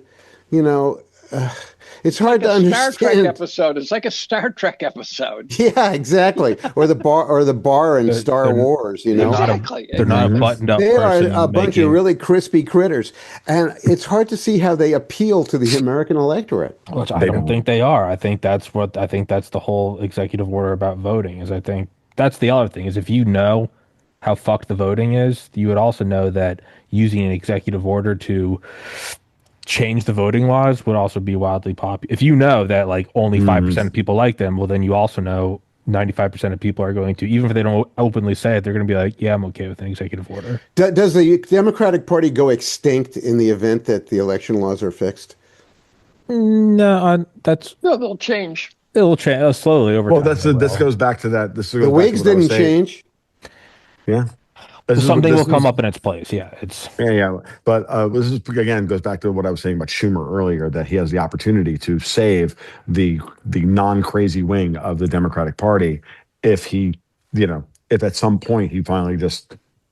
Is there any figure in the Democratic Party? Is there any figure of stature and standing in the Democratic Party who does not appear to be a crazy person? The most sane-looking person is Fetterman. Right. The caliber. Yeah, and look at Fetterman. I mean, he looks like he came out of the Addams family. He's a stroke victim. I mean, he is, but just the way he presents himself. Now he's made a lot of new friends lately because he's opposed the craziness of his own party. But, he looks like he looks like he's going to get traded to the Republicans, like Tulsi. I've had this sense since. Well, sure. That he's been teeing up for a party change. Which even that I think is just self-preservation. Yes, which I'm fine. It just seems I'm not even shitting on it. That's a human thing. I mean, you could say is it respectable or courageous? No, but I mean, I think that's what we're gonna see, and that's what Tom was saying about Chuck Schumer the other day. Is a lot of this like you don't need to have the miracle of like hell freezing over and they change their minds. You have to have like the much more believable like they're gonna look after their own ass. Absolutely. Chuck Schumer will absolutely. It's already, as Jim was just saying, it's already set up that they look fucking crazy with the hair and the screaming. How easily could Chuck Schumer be like, yeah, I'm just a guy in a button. Yeah, I'll just come out and say that they've gone too far. The fuck does he care? And it's palatable because everyone goes, yeah, they have gone too far. But these people are now so crazy that they're not going to go down without a fight. They're not going to just roll over. They are fucking crazy. Correct. Well, which gives an out to any people that want to leave there. That gives them an out. They go, they've gone too far. It's all backstabbing and self-preservation, but I think that's what we'll see. I don't know. Well, we do have Lindsey Graham on our team, so. Yeah, right. Like, he's so creepy. That dude really is fucking creepy. But he could get me to. If I were Jewish, to denounce Judaism, he really. I would. I'd convert. He's creepy. He's really just a piece of work. I really don't is. understand him. He makes Mark Levin look huggable. Yeah. Well, are we going to get to the point where you're going to tell me how evil Benjamin Netanyahu is? Do I need to tell you? No, you do. I'm not convinced that he's evil. I'm convinced that he's actually heroically saving his country. Well, that's an interesting view. I know people who I respect who agree. I would say I think both of those things can be true at the same time. I think it's just self-preservation. I think. Elaborate. No, what I mean is that I think he can be a very sinister, calculating, evil man who is also an Israeli patriot. Mm-hmm. Why do you could make that argument of all the post-World War II America? You could say Dulles, LeMay. Yeah. You could make that argument. Yeah, you could. I got to say that I think that for one thing, the idea that is now circulating with great velocity around the web, that Netanyahu is pushing a greater Israel policy that seeks to take over the Middle East, I think is another insane idea. I can't possibly imagine that Netanyahu wants to become the custodian of tens of millions of hostile Arabs. Yes. Yeah, no. Any more than Vladimir Putin wants to take over Ukraine and deal with a bunch of tens of millions of insane Ukrainians. Like, it doesn't make any sense. So you could equate then Netanyahu with Putin then. And I'm sort of a Putin fan. I would. Yeah, I would definitely. I'm sort of a Putin fan. So by that model, the problem is I could easily imagine us in World War III, and I would have to hang it on him if we get there. So. What I've noticed is interesting. I want to just go back to. By the way, Tom, just before you start, sure. You talked about the brilliance of Trump's military campaign in Iran. I was going to go back to that. I was going to say that chapter has not finished yet. Hold on, I want Tom to continue because I interrupted when I brought up fucking. No. But I just want to. That's fine. Insert that. That's fine. We are still in the middle of it, and there are still tail risks. I'm not going to argue. But interestingly enough, we've had a lot of narratives built up around this Iranian threat for years. Some of them are cynical, some of them are this and that, but there's three main ideas. One, Iran is a 3,000-year civilizational society. They've been prepping for this for years. They've got all of this military hardware, blah, blah, blah, blah. It would be impossible for us to attack them. And of course, we're talking about it from the neocon perspective of going in, boots on the ground, regime change, all that, all of that. That's one. That's impossible. We can't possibly do that. Then the second, and that one has been blown to pieces. So they immediately move to the second one, which is, if that happens, then Iran will cut off the Straits of Hormuz, send oil to $250 a barrel, end of the global economy, end of global trade, blah, blah, blah, blah. That one's done. They immediately, as the words weren't out of Trump's mouth, this is what I've noticed in social media, the velocity of it. We go back to Jim's point about velocity of social media. They immediately then moved to eschatology, to the religious war, and bringing in the whole 9 yards, like the Muslim, Jewish, all of it, every bit of the eschatology. We're emanating the eschaton. We're going to blow up the world. And bring in the red heifer, bring in the third temple, all of this shit that I've been hearing forever and a day. And Iran is at the center of all three of those narratives, including the ultimate goal of the Zionists to create greater Israel and to do this and everything else. And I'm like, isn't that funny? What happens when the eschatology fails? What happens when the world doesn't end? What happens when the world ends with a whimper, not a bang? For to quote T.S. Eliot. A burp in the stock market. You're at risk, though, of hanging a mission accomplished sign behind you. I am. Well, that metaphor. By the way, 12-day war. We have precedent. Yeah.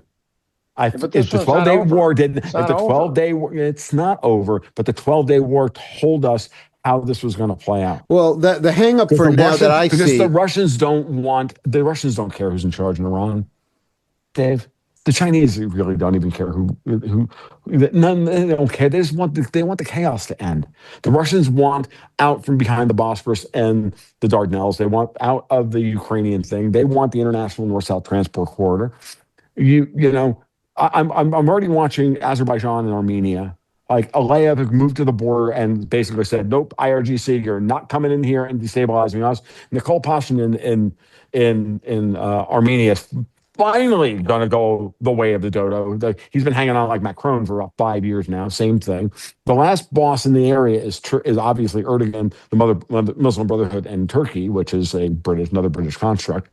And so, because I think for years, how many years was I confused about Erdogan?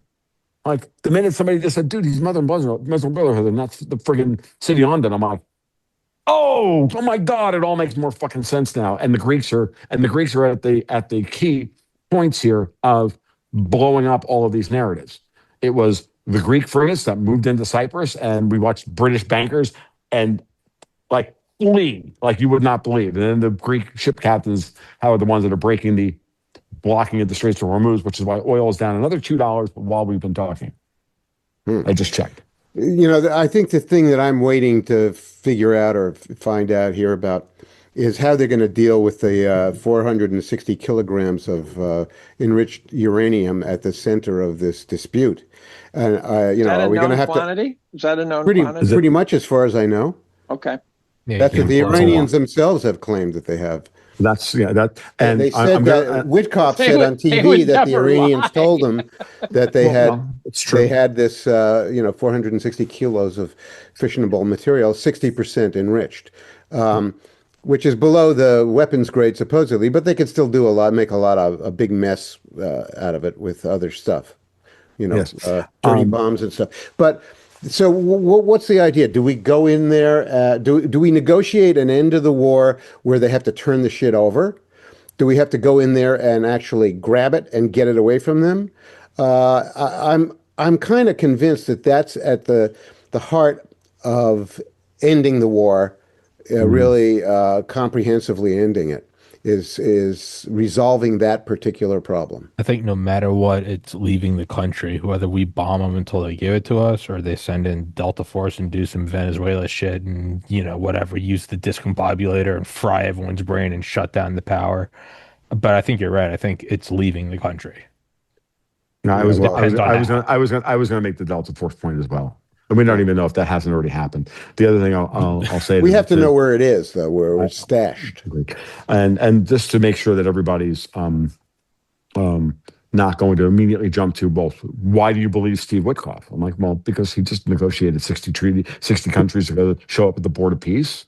He's got a lot of cachet here, where he has negotiated deals with people and kept his word. He has built that reputation as an honest broker on behalf of Donald Trump to this point.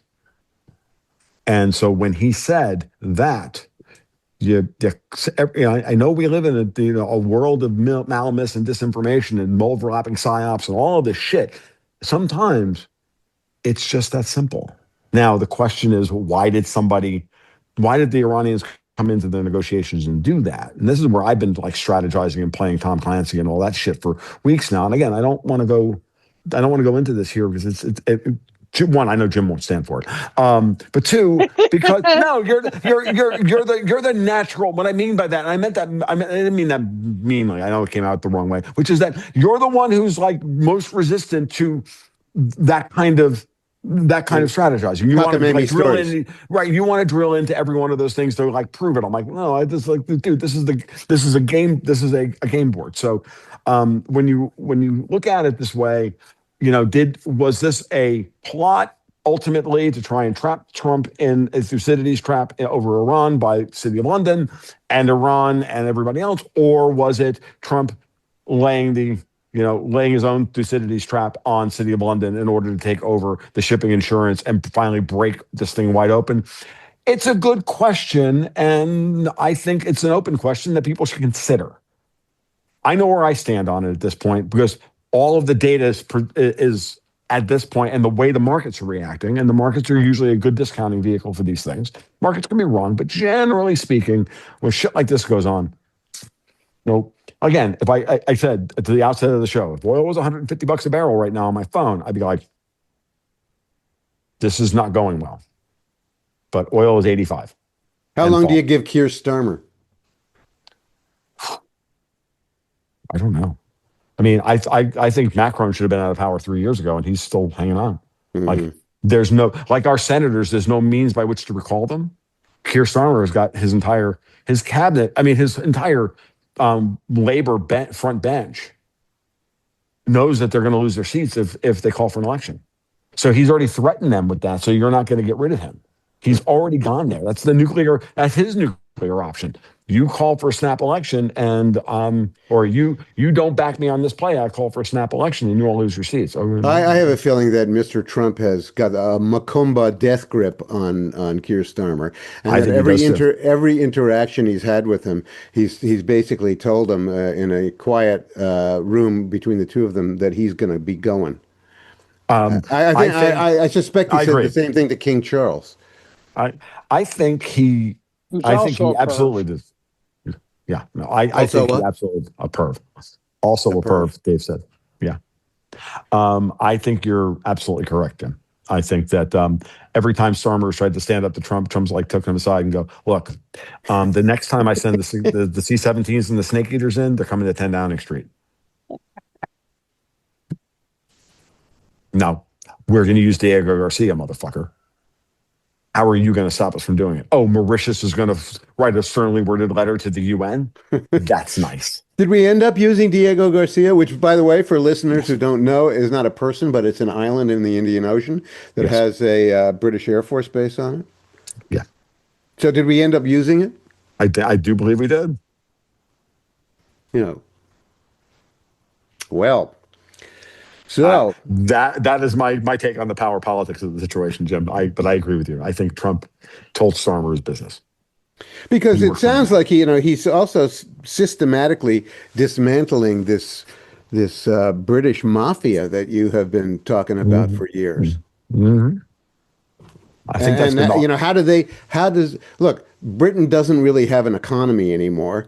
Of producing things of value, and pretty soon they're not going to have a City of London insurance racket government. Well, they were trying to decamp. City of London to Dubai. They were trying to move everything to Dubai. They're going to have the Dubai oil contract and use Dubai as their forex and offshore money laundering. Is that why we're getting all this chocolate with pistachios around here? Yeah. Ooh. That was the other reason why I want Iran liberated. I want Iranian pistachios because you've never had them, dude. Like, they're really freaking good. Okay. So really good. Whatever the Iran, I mean, to say what you want about the Iranian people, they grow a beautiful pistachio. Apricots too. Yeah, I didn't know, but I'm not a huge fan of apricots, but that's okay. No, actually, I can't say I'm against apricots. Actually, I haven't had any in years. I stand for apricots. Good for you. Everybody should. I think we should all stand for solidarity, baby. I think we should all stand for liberating people who have been under the thumb of organized crime and pedophiles. That's the way I view this war. How do pedophiles? How are they different from pita bread? Ooh, God damn it! I guess I was really trying to make a wah-wah joke. Wah-wah. I was really trying to make a soft warm pocket joke there, and I couldn't quite come up with one. So I'll just leave it at that. Okay. Sorry, Jim. I'm on a podcast this afternoon with Nick Bryan. Oh shit! Lucky you, Franklin Scandal.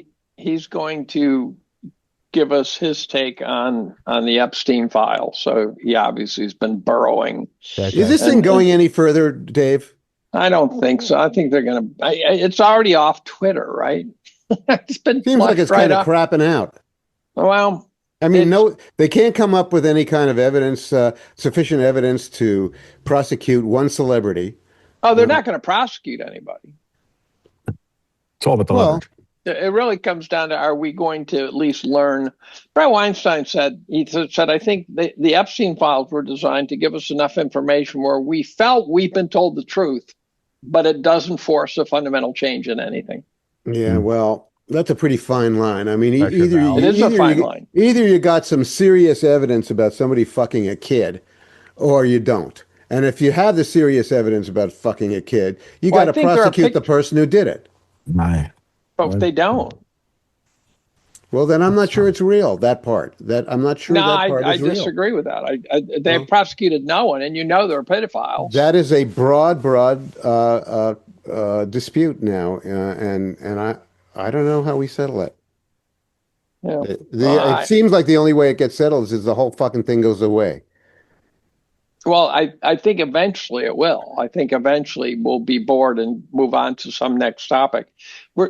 Presumably we're still crowdsourcing information out of the files, because you drop 2 or 3 million files. It takes a while for the 2 or 3 billion people to sort through them. But it's amazing how clever people are at saying, look at, for example, there'll be an email that has nothing important in it. And then there'll be one where it's redacted up the kazoo and you can tell something bad happened, but they forgot to notice that the email below it identifies who above it. Yeah. So they got to put all that shit together. So, and this is being put together by Joe Sixpack. There's no Department of Justice doing this. There's no that we can tell, which tells me why there's never going to be a conviction, because it's not being put together by authorities anywhere. I've seen no evidence that it's being put together by authorities. It's all crowdsourced.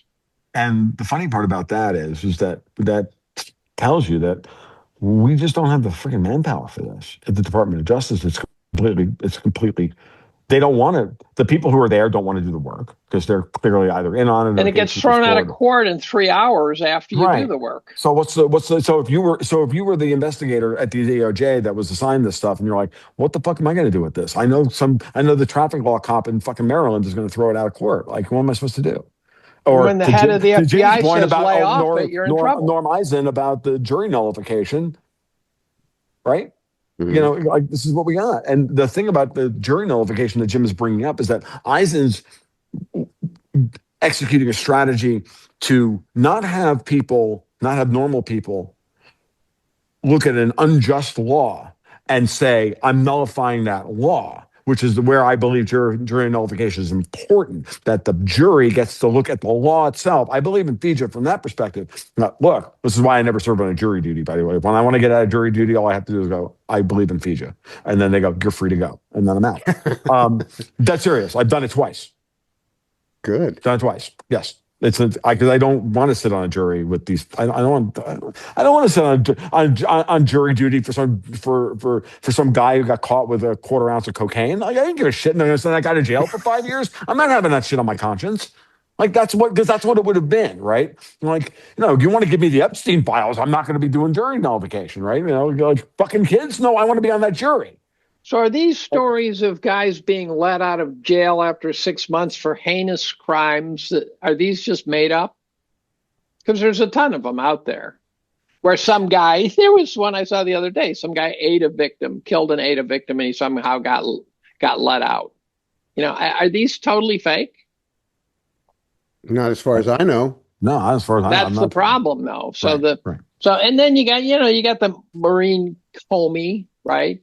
James Comey's daughter taking on all the biggest cases and by our definition, fucking up every one of them. Mm-hmm. And that's how they do it. So as long as the FBI is corrupted to the core, or to the top, I should say, not the core, as long as the CIA can step in and say he's one of ours, leave him alone. Mm-hmm. As long as, the guy who calls out the Vatican for pedophilia gets excommunicated, then no, nothing's going to happen. And one of the books I read about the 0809 crisis, I can never remember who it was, but it was one that focused on the legality issues of it and focused on the court cases.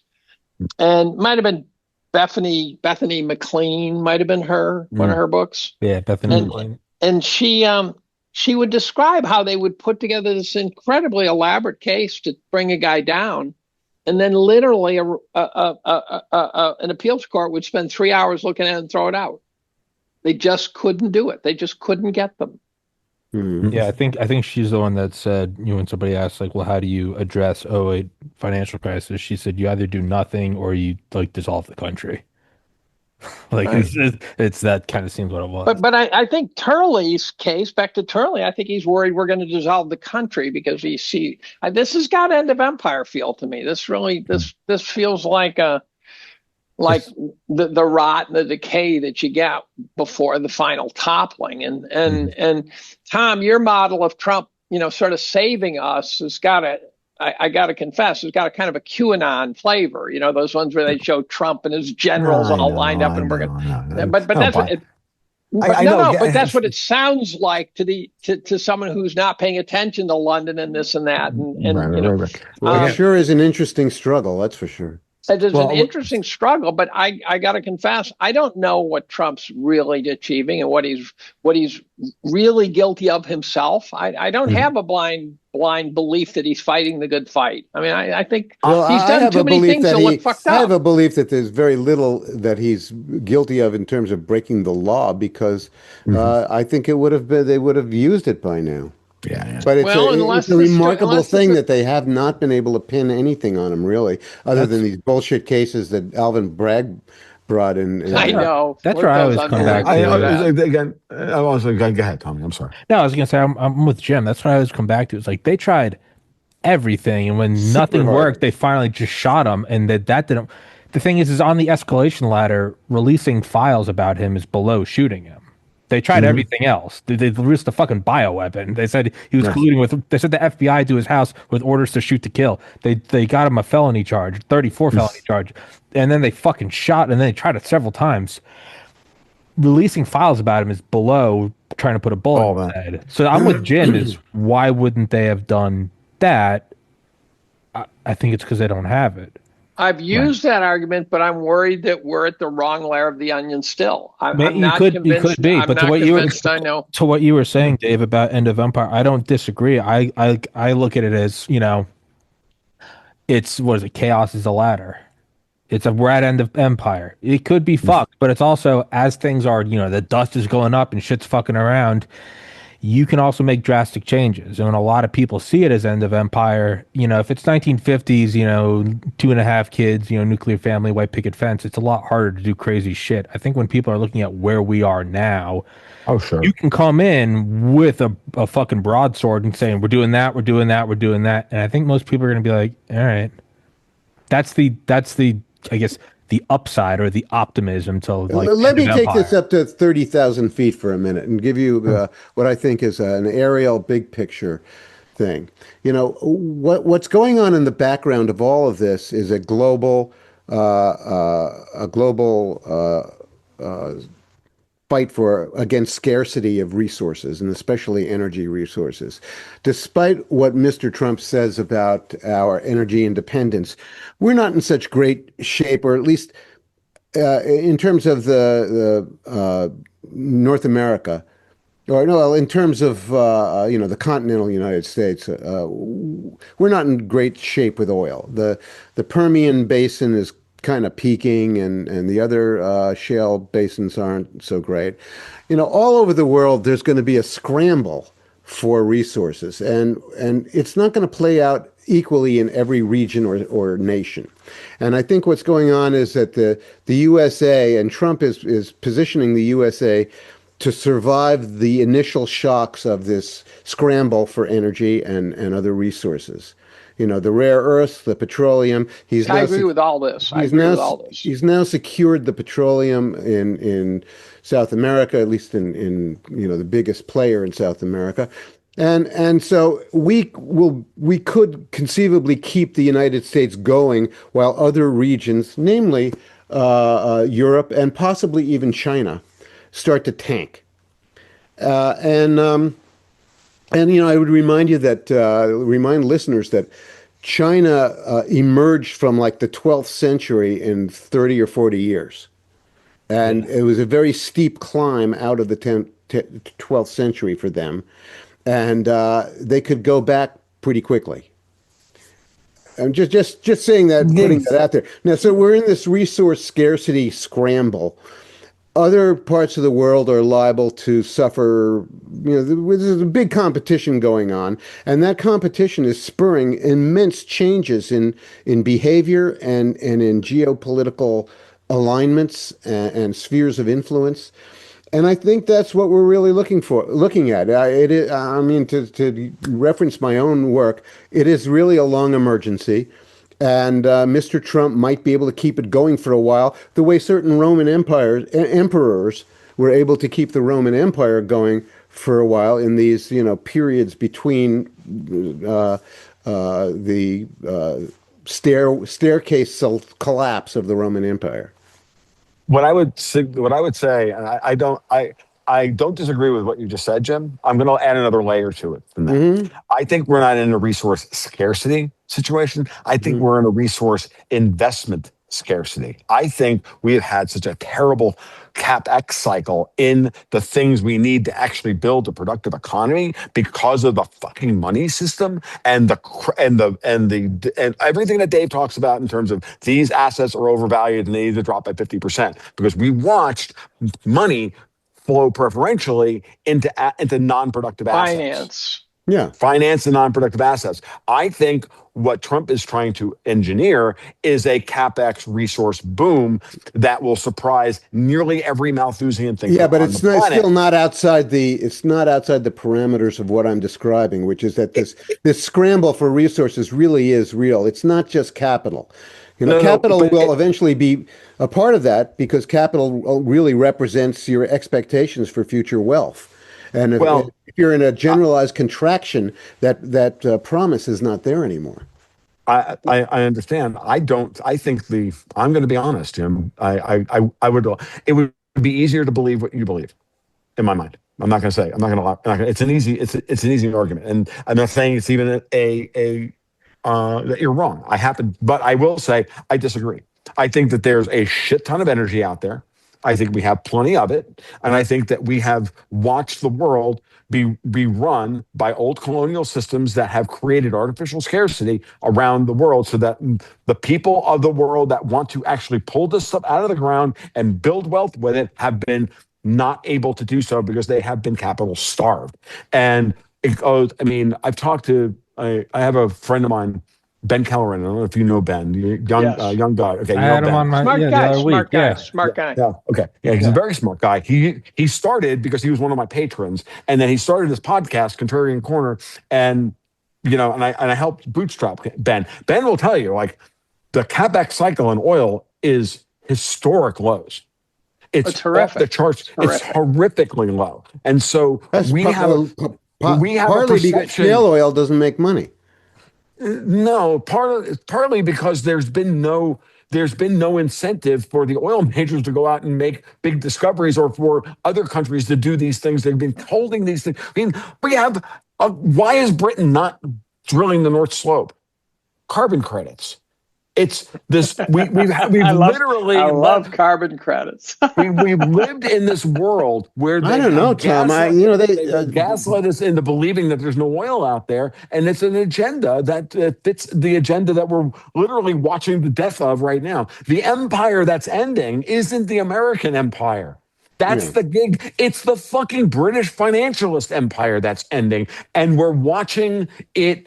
We're watching them fight tooth and fucking claw. They've been fighting for 150 years over this. Well, and that's the story that I see. Finance doesn't create wealth, period. No. It's a tax. It's a tax. Mm-hmm. Now, we have been in a ramping up financializing world for now almost a half a century, since 81-ish. We graduated something like 154 kids with degrees in mining last year. 154 kids. That could be an MIT graduating class, right? That's a single big mining school graduating class if we were doing it right. I was on a Twitter Spaces with Brendan Ike, who's not a mining expert or anything, and we talked about it was sponsored by someone else, but Brendan and I totally took it over. He's very smart, and he says we're talking about Trump's changes, but they're multi-generational. Yeah. They're not going to be for the midterms. They're not going to be for 2028. It takes so long to start one mine. And what happens when you have no one who knows how to start a mine? So this is really going to be hard to do. And so I agree with you, Tom. I also agree with Jim. I do think the reason it's so fucking hard is because it's getting harder to do it. and technology is racing along. And somewhere between Jim and Doomberg is probably the truth. Doomberg assumes operationally infinite energy. He's a cornucopian. Yes, and he's not a dumb guy, so I have to take him seriously. Yeah, and so he is peak nothing, right? He's peak nothing. I'm kind of there because I always believe in technology we as humans will always find the next thing we need to get to the things that we need. But that's why I'm a big nuke fan. That's why I'm a big nuke fan. I figure that's why I'm just at the end in the long term. That's why I don't like Malthusian thinking of any term of any. But for a half century, we wasted all of our talent on just shuffling money around the game board, it's just not. I think we're at gas. I think we fill the volume we're given. I know with myself, when I wake up, I need 2 hours between the moment I wake up to the moment I do a podcast to go to the gym, cardio, weights, shower, clean clothes, meditation, get here and do it. If I have 3 hours, it'll take me 3 hours. If I have 5 hours, it'll take me 5 hours. I'm not a lazy person. I think I'm a hard worker. I'm an absolute faggot when it comes to that because I don't have to. I think we as humans are that. We did it because we could. We move it around. What do we need this shit for? So I haven't been to the gym yet this year, and that makes about 15 years in a row. So it's just a long warm up. Jim said the long emergency. You're doing the long warm up. I have filled 15 years getting ready to go to the gym. It's overrated. It's overrated. I'm going to die with a smile on my face. Gives a shit. Yeah. I do it because it literally makes me feel less depressed. I don't do it because I want to. It's a side effect. I don't give a shit. My happiest 10 years was when I was doing Taekwondo about 6 days a week and just banging away, just beating on undergrads. You want to have fun, beat on undergrads. Well, as a faculty member, that's just a good totally legal undergrad beating, right? And they had exactly the same enjoyment because they love beating on a professor. What's interesting is that I'm at the center of both of these things going, my entire body is like a mess. You know, I have shoulder injury, neck injury, this and all from Taekwondo, from playing the bass, from this and that, and everything else. And now I have to go to the chiropractor to get me to the point where I can get back to just doing push-ups again because my shoulders are both so fucking messed up that I can't even do 20 push-ups. Yeah. Right? I can't even do 2 sets of 10. And I'm sitting here going, okay, I need to lose some weight and I need to do this, I need to do that, but I have to like chiropractor and get like organized because she looked at me the other day and goes, how does that feel? And I go, it still hurts all over. She's like, well, we got 30 years of compensating for you being completely out of whack. We're not going to get rid of it in a weekend. I'm like, oh no, you're not. so Jack LaLanne on his 70th birthday swam a mile with his hands tied behind his back with a head harness towing 72 people in boats. Fucking his 70th birthday.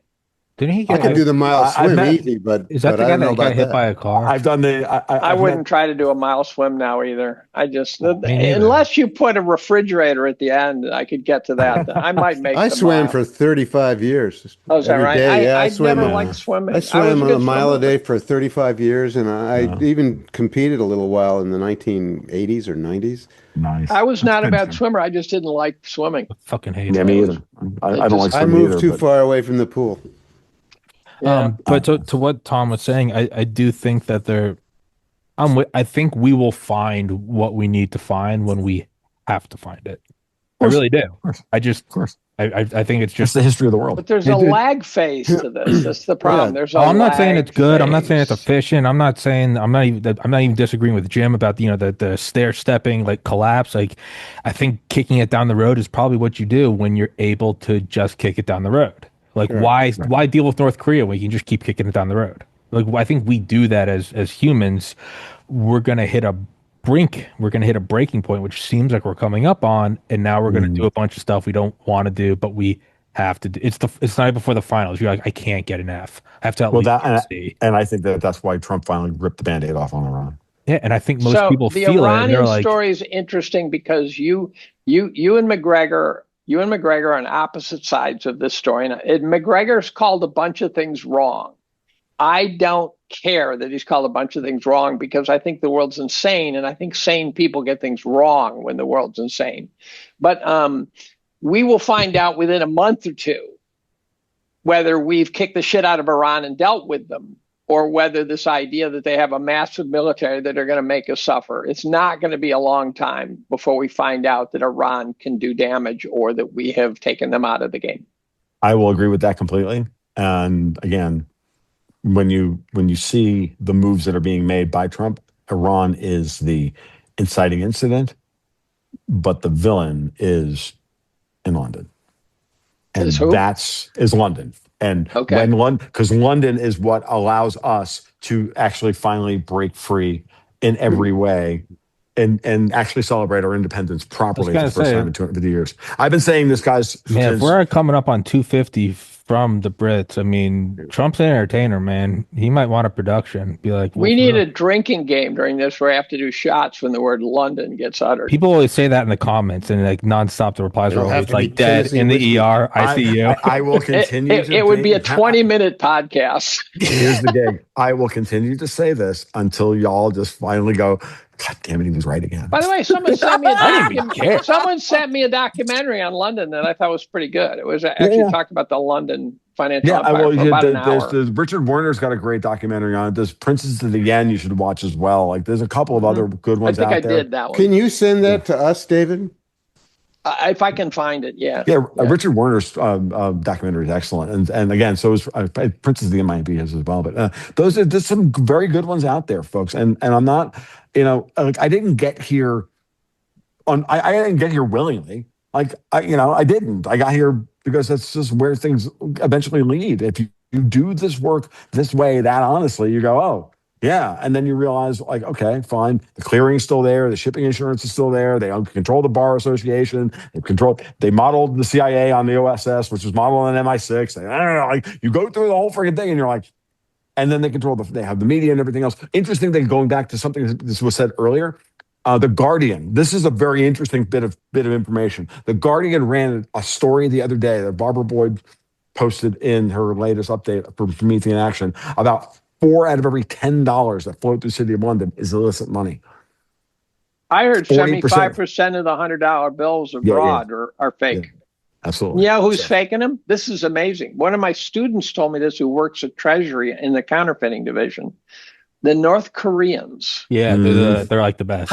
They can't even turn on the fucking lights. I don't understand how they can do they have nukes and they can fake American currency, but they can't keep the lights on. I don't understand. They're doing what they're feeling. The wonders of communism. They're a gas filling the volume. They're doing what they have to do. They got nukes and no one will invade them, and they're just going to fake the dollars because it's only the very top that's taking them. But supposedly they're the best. They are the best counterfeiters. That I had never heard. All right, I think Jim wants to run, and I want to go get some lunch. And guys, it's been great and lovely as always. Fantastic, and thank you all. And then for everybody, read the comments. We're all shitheads. And Jim's a Jew. Hey, we acknowledge it. We acknowledge Jim. Hey, I'm not that Jewy. Hey, you got us. I'm the most Jewish. Tom's a Jew. The Jews. Hey, you got it. You got us. You found us out. The Guinea, the Jew in the mix. The Guineas, the Jews in the mix. There. It's like gangs. Do you think YouTube will let me bears? Will YouTube let me run that? I'm very cautious to not get kicked off YouTube again. Will you think they'll let me run that? The Jews, the Guineas in the mix. I don't know. Gangs in New York. It's Gangs in New York. I'm Andrew Day-Lewis. Did you say Skanks of New York? Gangs of New York. Skanks of New York. No, that's the title. That's the three of us. Like, no, that's Skanks of New York. No, I'm doing that. No, that's it. We're doing Skanks of New York. All right, guys. So I'm going to do pedophiles this afternoon. So yeah, you're going to talk about them. You're not going to do them. I'm just going to listen. Nick's going to present. Oh, yeah. Please send me that, Dave. I'm a huge fan of him. All right, everybody, thank you for listening. Please go into the description. Please go follow our Twitters, podcasts, Substacks, Patreons, blah, blah, blah, blah, blah. Gentlemen, as always, I love these. Thank you so much for the time out of your day. Take care, everybody.